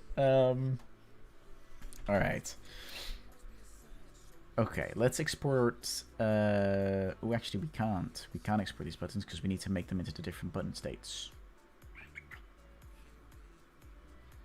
Yeah, so instead what we'll do, we'll take our settings button, which is at the bottom left, and we'll just pop this here. Our play button will go up here. This is just some rough sizing for the moment. Our quit button goes here. And then we actually have two more buttons, which is a bug report button and a stats button, right? So we grab some buttons. And I am going to make this a lot prettier. Or, well, not even just prettier. I'm also going to make it more functional. Because right now this is a total mess, and we definitely shouldn't do it this way. Bug report button and stats button. In a second, I'll dive into how we're going to improve this, and I'll show you what we do. There we go. Let's slightly change sizing here to give it a little bit of the feel that we're going for. And then this one, oh, actually this one goes here. And then this one, you pull it down here. And we just say, it's a rough sizing at the moment. Which is okay, which is where we start, right? Okay, then let's grab some pieces of text. Bug report button and stats button. And we'll just say stats. And we'll just say bug report, right? Just have it functional for now. And as for the play thing, nice big button. Big button is big things, right? And for play, we'll make this 50. It could be even more, it could be 80. There we go. And we'll add a nice exclamation point behind it. All right. So this is just currently for the visuals, so that's okay. Then what else do we need? We need our title in the top right. Big letters with a nice bit of drop shadow there. I could actually just export the title as an image, but I probably don't want to do that for scaling reasons. Yeah, probably not. So instead what we'll do is we'll remove this in its entirety, and instead we'll drag in text that we put over here. Its anchor goes in the top right. We increase this in size quite a bit. We say its text size is 160, and then we grab this text because it has a special character in it. I hope Unreal recognizes the special character. It does. Cool. Now the only thing is, just gotta check which this is in Quicksand. This is the first time we're actually applying something that is not Roboto. Oh, hold on. Art. Have I got anything here yet? Nope. Folder fonts. Need to add a custom font. Well, it's not exactly custom, but it's miscellaneous potentially. User interface font. There it is. Quicksand. And then inside of Quicksand, we add fonts. And then we just gotta. Oh wait. I gotta double check where. Affinity designer font location.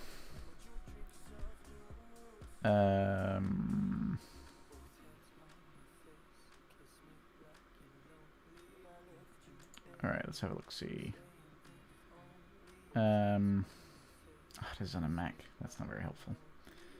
I reckon I can find it though, if I go into my C drive. Because then we can just pull it straight from that folder, rather than trying to...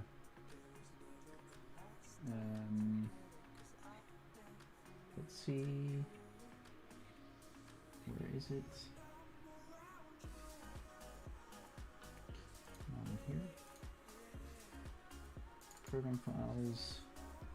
Affinity. Designer. No, this is not it, I think. Resources. No. Oh wait, actually, hold on. Resources, Affinity Designer. No. It might be in my other program files folder. Oh, actually, apparently not. Huh. Where is our font? Give me my font.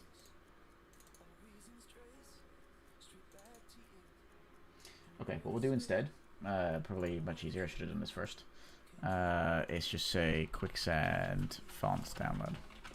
I know Quicksand is a Google font, so it's free. Download the Quicksand family. Oh, I've just lost all sound. Haha, awesome. Let's go, let's do this. Oh, it just came back. No. But I've already turned it off. Hold on. Let's turn it back on again. There we go. And then in a moment, you guys will also regain the music sound as soon as I connect. In a minute now. There we go. And we've all got sound again. Awesome. Alright. So from this, we can actually, instead of doing it this way, we could actually, if I just extract 2, and then on my F drive, and then inside of assets, 3D platformer, a new folder called fonts, and then if we unpack it into there, and then we search it,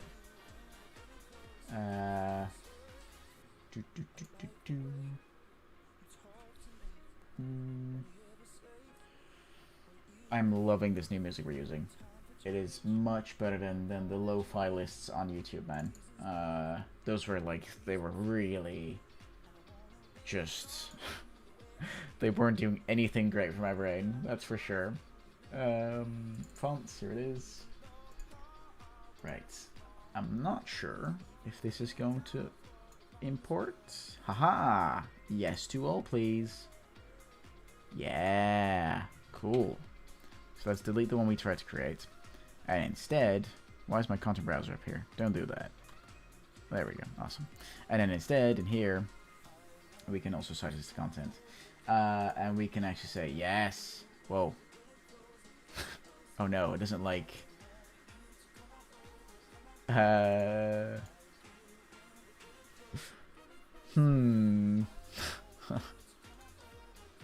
It doesn't like the special character. Damn it. The rest still works. Okay, for now we'll just say orange. There we go. We'll keep it easy, right? Letter spacing at 50, because that's what we have for everything. Outline size at 2. And then specifically, because I see it's the variable one, but that should mean if it is variable, then this should, yeah, sure. This should mean that we also have the bold ones, right? Static. Oh, well, okay. So, yes and no. Well, yes and yes, but I'll show you what's going on. Here we go. Now we've got all of them. So instead of variable weights, we'll use whichever one we've used here, which is bold. Bold. There we go. Alright, much better.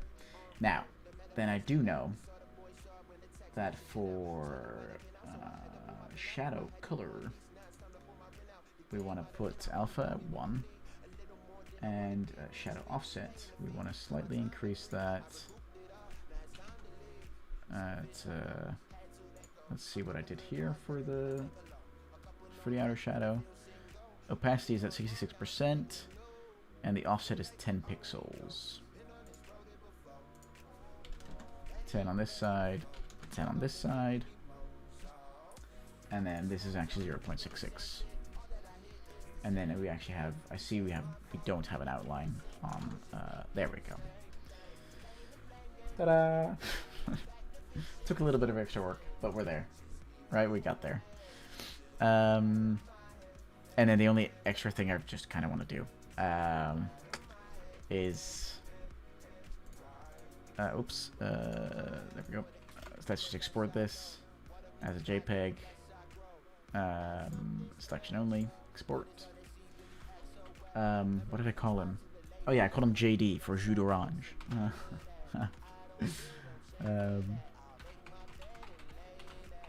Because I could have also called him Orange Juice, OJ, but I didn't like the fact that it would be called OJ. So, mainly because it had the negative connotations with the name, right?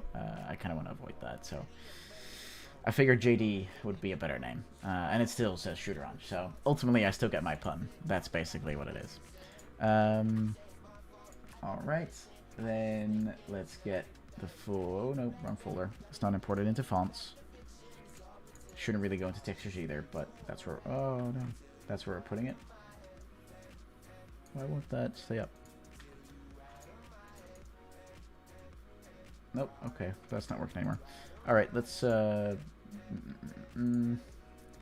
import, and then we'll go into the folder itself. We'll do it this way. Same difference, right? Let's see, where is it? UI art, full body shots, open. There we go. Nice and squished. And then for these three, what I actually got to do is I got to mark for add, and I have to check them in. Added 3 new textures for the main menu UI. Right? There we go. Awesome. Very good. Just so that we can grab an image, and we can just add it in here. And we can just say, all right, for this image, we will add JD. We just got to stick to the actual image size, which is 307, 307, and 478. There we go. And we can just put them there, and then for the anchor, we'll put it dead center. Cool. All right, we're getting close to visually looking the same, right? Specifically for these buttons, I want to apply a different approach, because right now you can see the buttons are not the same. They're not the same size. They're not properly spaced the same way from each other. So we got to fix that. And I'm just thinking I can either do a uniform grid, or I could just do 2 horizontal boxes instead of a vertical box. What's better? What's better? Let's try a uniform grid. A grid panel. Yeah, let's give that a shot. Normally I would just have a vertical box, and instead of the vertical box I'd have 2 horizontal boxes, but that gets pretty cluttered pretty quickly. So let's try the uniform grid panel instead, like here, and then inside of the so we should say JD full body shot, right, just to give it the proper name. Then for the stats button, the bug report button, the quit button, and the settings button, let's add all those into the grid panel. Then the grid panel itself needs to size to its content. And then we want to make sure the stats button has row 0, column 0. The bug report, oh no, actually no, it needs to have row 1, row 0, column 1. The bug report button is fine where it is. The quit button needs to have row 1, column 1. And then the settings button needs to have row 1, column 0. There we go. All right. And then in terms of anchors, again, we want to hook it up to the left, the left-hand side of the screen. I need to drink more. All right. Gotta stay hydrated. Okay, because now what we can do, which is actually pretty useful, and instead of calling it a settings button, let's make sure we call it what it is, which is an options button. Options. So what we can do now is we can say for the inside of here, I believe, yeah, slot padding. So what we're going to do for the slot padding, if I just have a think, actually what I'll do first, I'll first show you what happens if we don't do this. So let's quickly go into Designer. Let's open up the button styles design, and then basically we have to do the same for every other option, right? So let's quickly, let's quickly grab all these, and let's copy and paste these, because we've got a few different buttons. And then the only one we can't do this for is for the play button, because it's got different dimensions. So we will just do this, where we'll say idle hovered, oops, hovered, and clicked. Let's actually put them on the other side. There we go. All right. And now there's actually an extra state that we should think about, which is disabled, right? There are going to be moments where certain buttons will be disabled. It's just not really a priority, right? Especially for a prototype, nothing really to worry about. Okay. So we have our options type button. Then we need to have our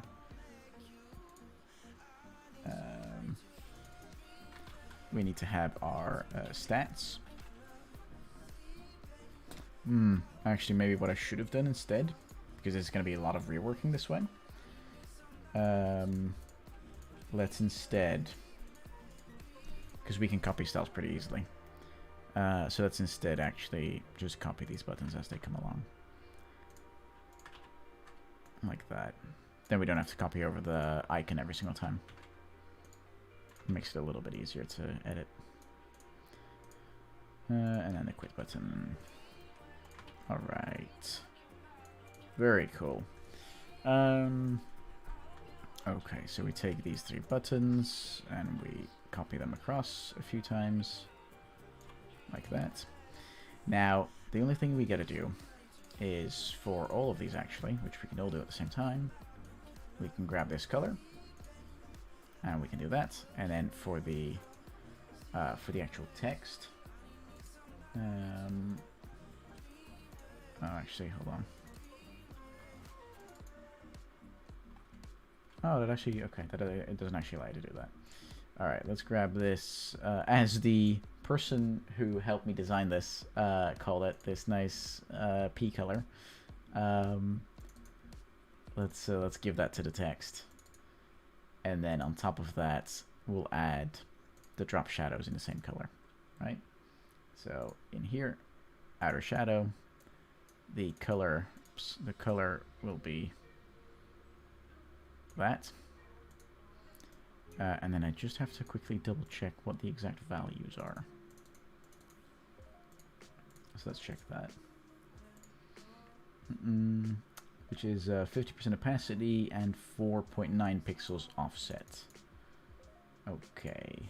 50% opacity and 4.9 pixels offset. There we go. Excellent. Oops. Oh, I see. I haven't grouped these up properly. Let's group that up, shall we?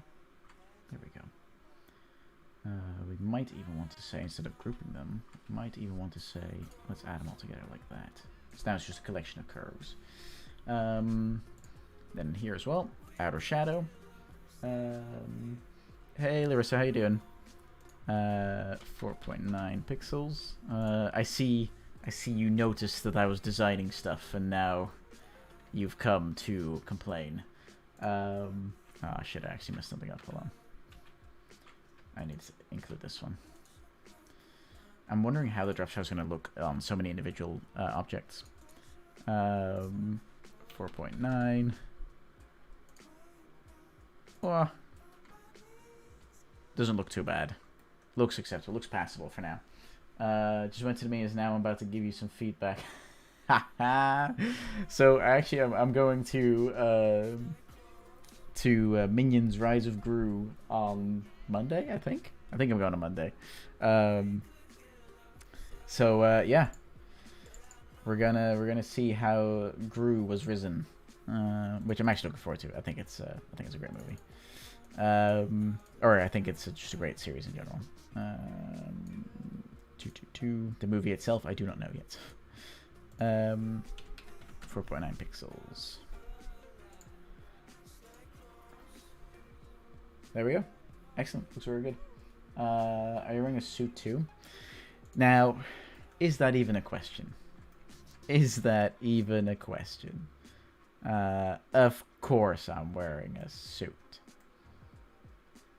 Oh, why does this drop shadow look different? Did I apply the right color? Yeah, I have.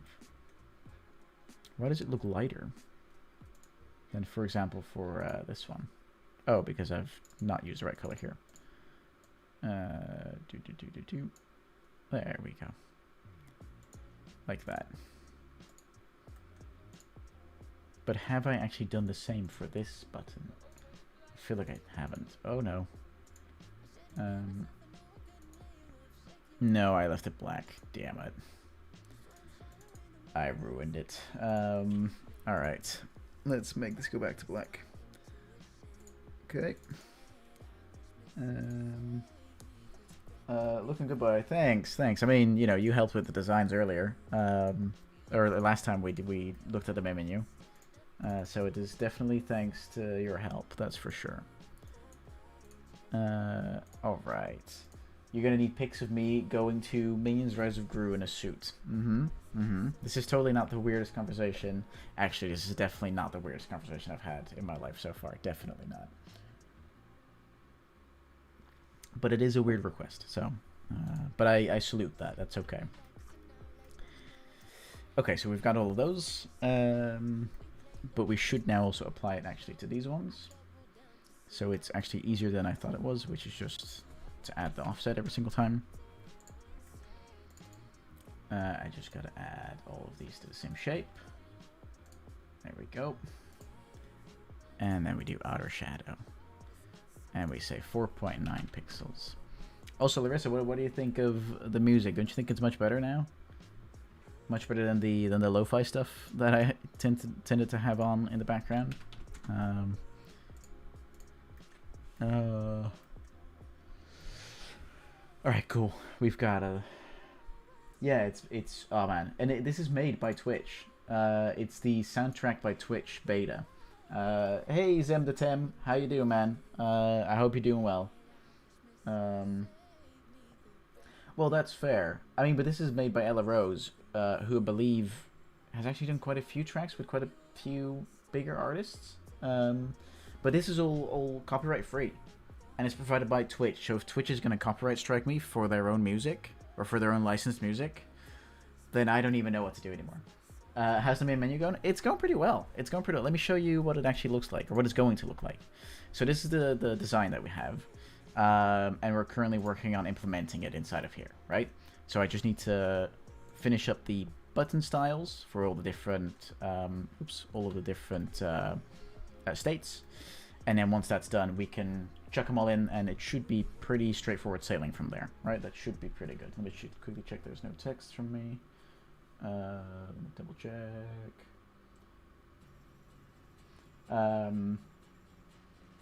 Okay, alright, very cool. Cool.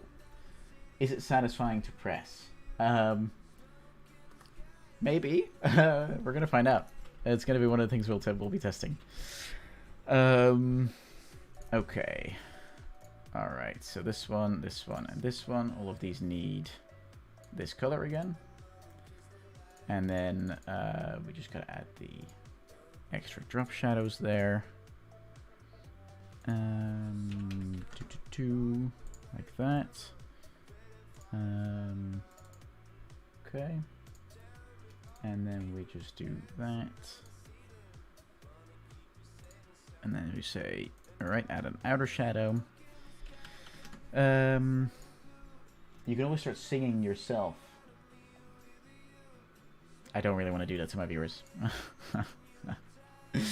That sounds like a bad thing to do. That sounds like a great way to chase people away, to be honest. Okay, and let's make sure. Did I just move it? No, I didn't. Damn. Let's make sure we add the same brownish color to the text again. Oops, not like that. There we go. I could do this a lot more efficiently, but I should have done that a long time ago instead of trying to do it now. But Zemdatem, are you working on anything, or are you generally just interested in game development? Okay, and then in terms of there we go, gradients from bottom to top. Oh, nice! It remembered the other color. Yes.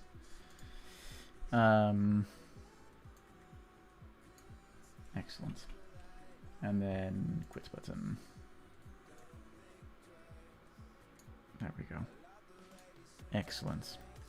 Now we'll do the exact same for the play buttons, which is the last button we need to do. Like that.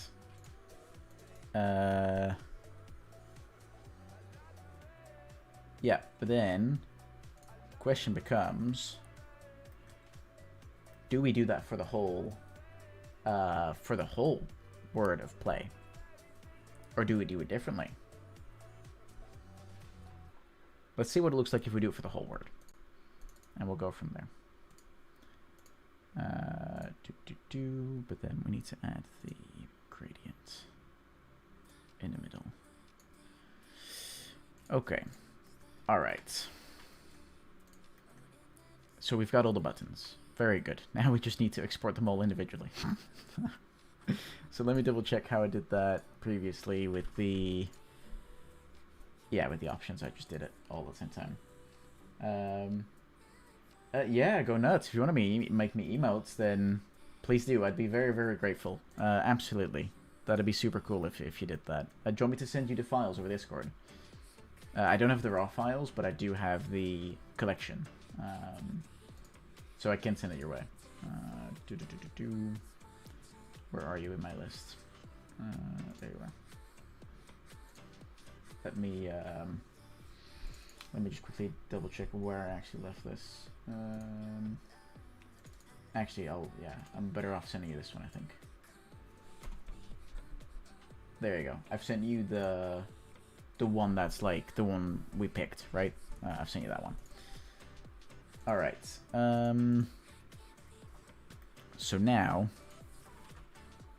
yeah, let's just export all these buttons, which will be the last bit of tedious work that we need to do. Which we need to make PNGs, and then we need to say selection only. Oh, actually, I've already done this. Let's not redo this one. PNG, selection only, export, and then we say bug report, hovered. This one we say selection only, bug report idle. And then this one, we say bug report clicked. There we go. And then for stats, we got to do the same thing.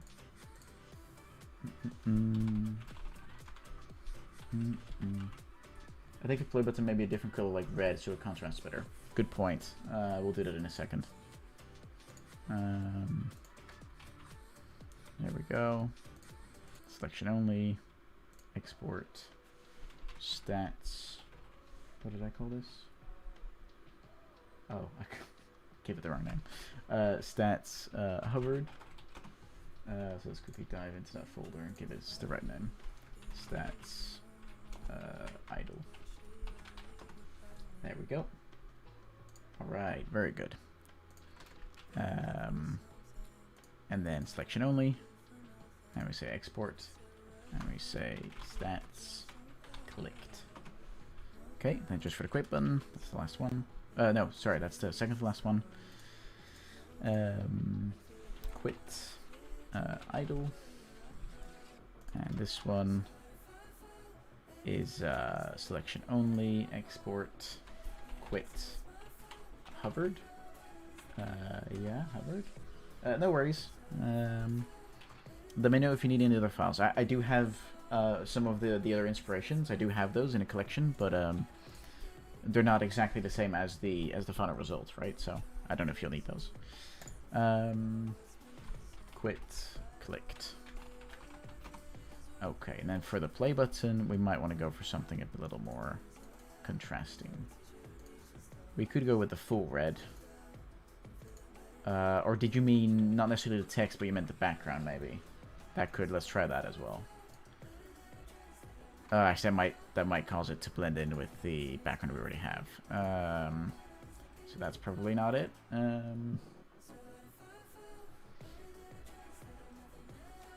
Yeah, because this doesn't contrast enough with the background at the moment.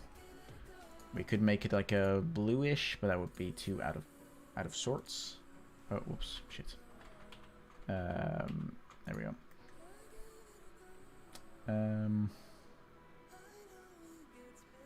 when you stare at a word for too long, I always think the word starts looking weird. Like, for example, play at the moment. Just the combination of letters starts looking weird for me. I start doubting myself, thinking that I wrote it wrong.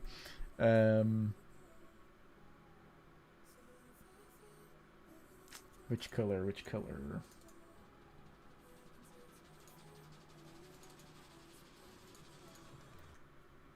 We could try red. Let's try red. Let's do that. It'll be fine. All right. We can always change it, right? We're not bound to it right now. Export. Play idle. And then for this one, say selection only. Play hovered. Right. And then this one, we can say selection only. Play clicked. Let's do that. Okay. Then we'll go into the engine. We will click import. And then let's see all the bug report ones, all of the play ones, the quit ones. Oh no. Oh no. I accidentally copied them all. Oh, what have I done? Yeah, but the only problem with the background. Yeah, but if we try the background will blend in. Oh shit! The background will blend in with the actual background of what we have. I'll show you in a second. Right. I think I have all of them. Oh shit! I shouldn't include options because I've already got those. Right, there we go.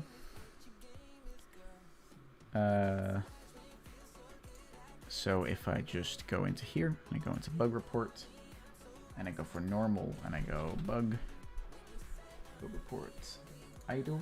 Oh shit, why is thingy still in there? I do not need this one. But then I'm missing the stats idle. Oh, I guess I'm stupid. Stats idle.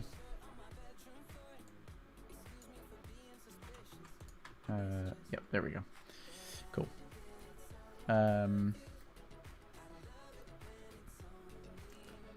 We can actually delete the text now, because we definitely don't need the text anymore. So then it's going to double. Yeah, here we go. Now, the only thing with this is that tint is just annoying. Oh, oops. It should be 1, but it should be, there we go. Now, alright, so that's the normal one. For hovered, we still want to grab it, but we want to grab the hovered version. Tint all the way to white. There we go. And then for pressed, we want to get the pressed version. Just clicked. Like that. Okay. Then for the quit button, we'll do the same thing again. Quit idle. There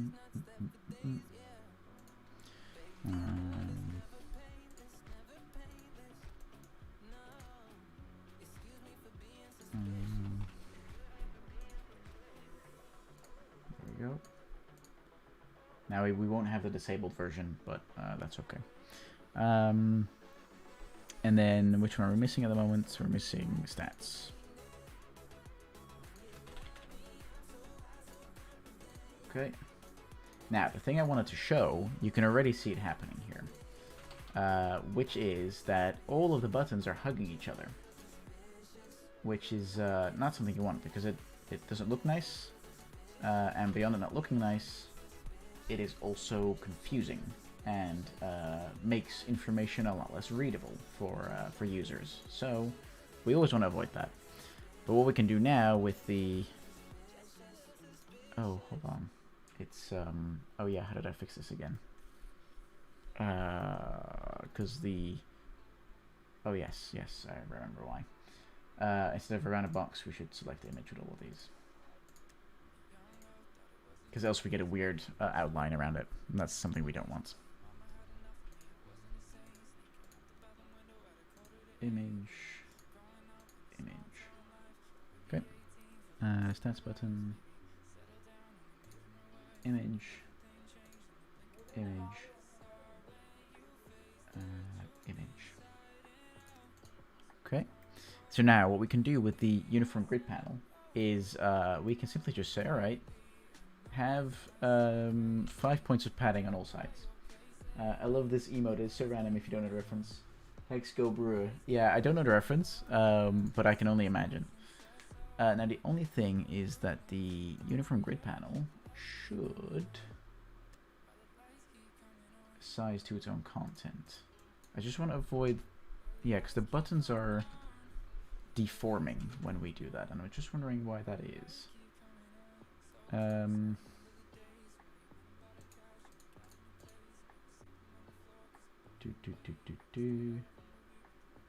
Yeah, it's looking nice and clean. I just want to avoid that the images deform based on our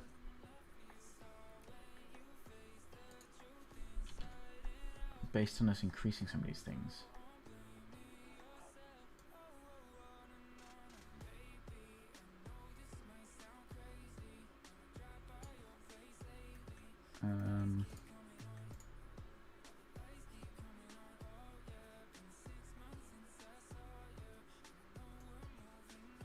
No, I don't want to move him. I want to move the entire thing. I'm gonna have to find a way to center it based on this guy. Let's see. Position on the X is 156. Position on the X for this one is 84. It's gonna be hard to center that. Besides doing it on I, which it's a little.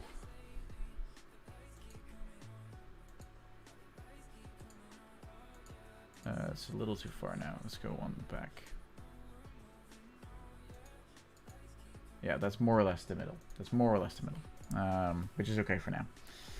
And also looks like I fixed roughly the weird sizing issue. So, okay, fair enough. Then for the play button, we actually want to delete that, and we want to include. Do you have an anchor point somewhere? Yes, I do. You might be able to help me in this case. Oh, actually, let's see what happens if I now. Aha! You're right. That is totally it. You make a very good point. Okay, then it works now. Then that's perfectly fine. All right. So then for the play button. We'll also need to say size to contents, I think. Play idle, magic, yeah. Alright, and draw it as an image. Why has the music stopped? The music has in fact stopped, okay. Let's do this track now. Not this track, sorry, this playlist. Nope. I hope it's going to be as good as the list we just had. Who knows? Not a bad start so far. Don't hate it yet. Okay, let's move this one to the left. Yeah, that's perfect. Okay. And then for hovered, we do this one. And for pressed, we do this one. We got to make sure these are all up. So there's no weird tint on everything, and let's make sure they get rendered as images rather than rounded boxes. Okie dokie. Alright, so now, if I open up the main menu, and if I just do that, if I may, ooh, yes, that's actually fine. I don't want to save this. Stop it. Actually, if I cancel real quick, hold on. Let's properly deal with this. Let's check it out, and then let's just revert it. Because we didn't change anything important, so let's revert it. Oh, I should have saved it first. Oh no, I didn't. Okay, nice, cool. It's fixed. All right, save those because we need to save all of those. Right, so now when it opens up, almost. I was a little too soon in my hands.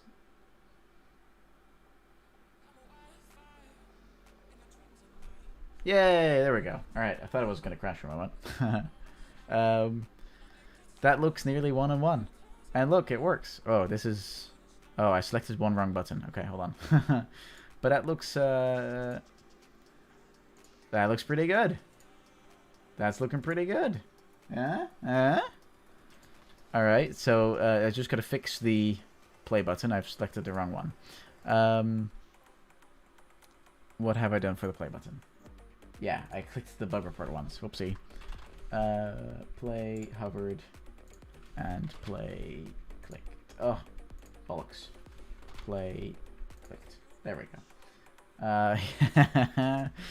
Alright, so now we'll do a proper reveal.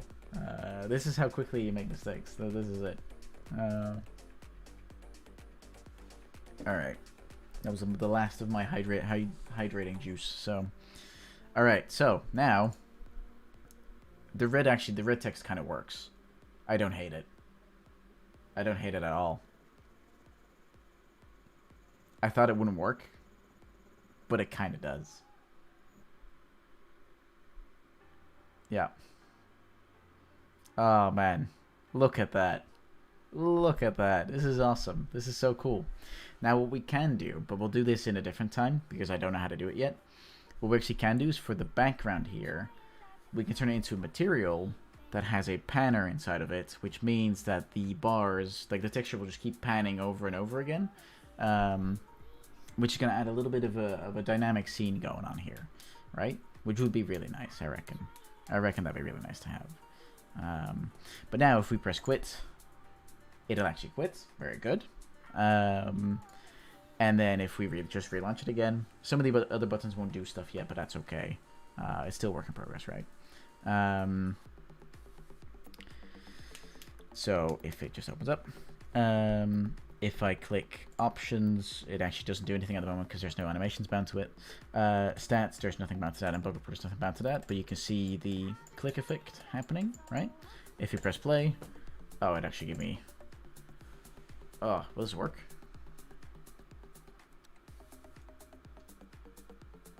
No, I don't think so. No. Alright, so I actually haven't bound that up yet. But that's okay. That's okay. Yeah, that's okay. Because if I just quickly check inside the graph, then...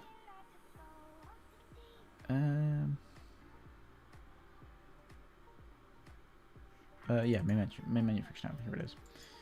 Yeah, this is now the wrong name. That's why it's not working. Let's go into levels. This one specifically. There we go. Now it will work, and what I'll also quickly do, seeing as I'm here, go into mode selection, take survival mode, and just disable it. Is enabled. Cool. So if we now start it up again, then it should show us now that we can't click the survival game mode, and we can in fact click, yeah, there you go, we can in fact click time trial mode, which will open up the level, which shows us our beautiful jump pads, our falling pillars that have the near miss mechanics. Oh shit, we got hit. And we can switch tracks, and you know, just imagine I'm doing this further on. I can switch to different tracks and everything. Walking into the jump pads backwards is definitely an experience. Yeah, there you go. Yeah, I know, it's big progress. It's, yeah, who would have thought doing 3 streams in 24 hours would have led to big progress. Oh, excellent, man. Excellent. I still, I need to press, oh, wait. Oh, there you go, that works. Oh, man. Okay, so there's a few things that we need to document for next time. I see that I do not actually have a task for the main menu. Oh, no, I do. I just wasn't working on it. Alright. This is a shitty defined task. Okay. Implement art assets for main menu. That is something we finished. Implement button logic for all main menu buttons.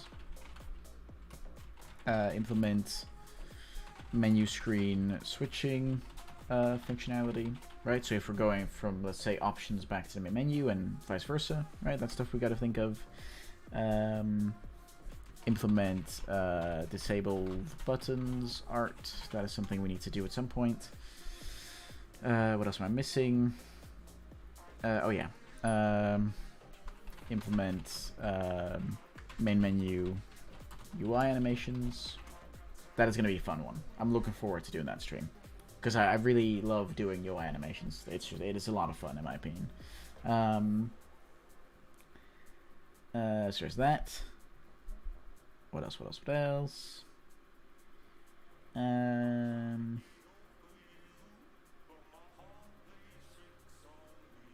Yeah, an options menu, but sorry, not options as in a pause menu. But that is probably a separate task.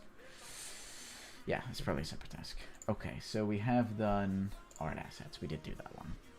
And then it's also quickly in the backlog, let's say for version 2.0, design and implement a pause menu. Okay, just like that. And we do actually want to give that a little bit of priority. Probably at medium. I don't think it's the highest priority, but definitely at medium because it's part of the main player flow, right? So we want to make sure people can quit out of levels if they want to. Okay, all right. So let's quickly add it to my change log here on paper, which really just helps. Like I can basically tear off a piece of paper and just like stick it on my wall here, and then it just shows me, you know, progress, which is really nice. Implemented the new main menu art. All right, very cool. Have I submitted everything? Let's make sure we do that, right? I actually don't know what we changed here. I'll check it in just to ensure that I've got everything captured. Change end of session submit. All right, and then inside of the UI folder, actually, inside of our textures folder, there is a ton of assets we need to add. There we go. All right, so we right click, we click check in, and we say added textures for the different UI main menu UI buttons. Main menu UI buttons. All right, there we go. Then instead of UI, we say change configured the new main menu UI buttons. Change implemented the new UI main menu UI design. Change fixed the quit button. Change fixed the time trial mode button. And then also change disabled the survival game mode button. Okay, I think that captures all the changes we did. All right, awesome. Okay, so I'm gonna now press this button on my Stream Deck, which puts me nice and big on the screen like that. Which also means that we're coming to the end of the stream. So I just want to do a quick shout out to, let's have a look, Me Bossy, Red Hacker, Milinaro, Abigail Owl, and Hawk 30,100 for the follows and the subscription. I super duper appreciate it. To everyone that's watched today, that was in the stream, thanks so much for being here. You guys make all of this more awesome. I hope you enjoyed the new music. I hope you enjoyed the new emotes and everything else. Yeah, just thanks to everyone for watching. I hope to see you again soon. All right, till next time. Bye bye.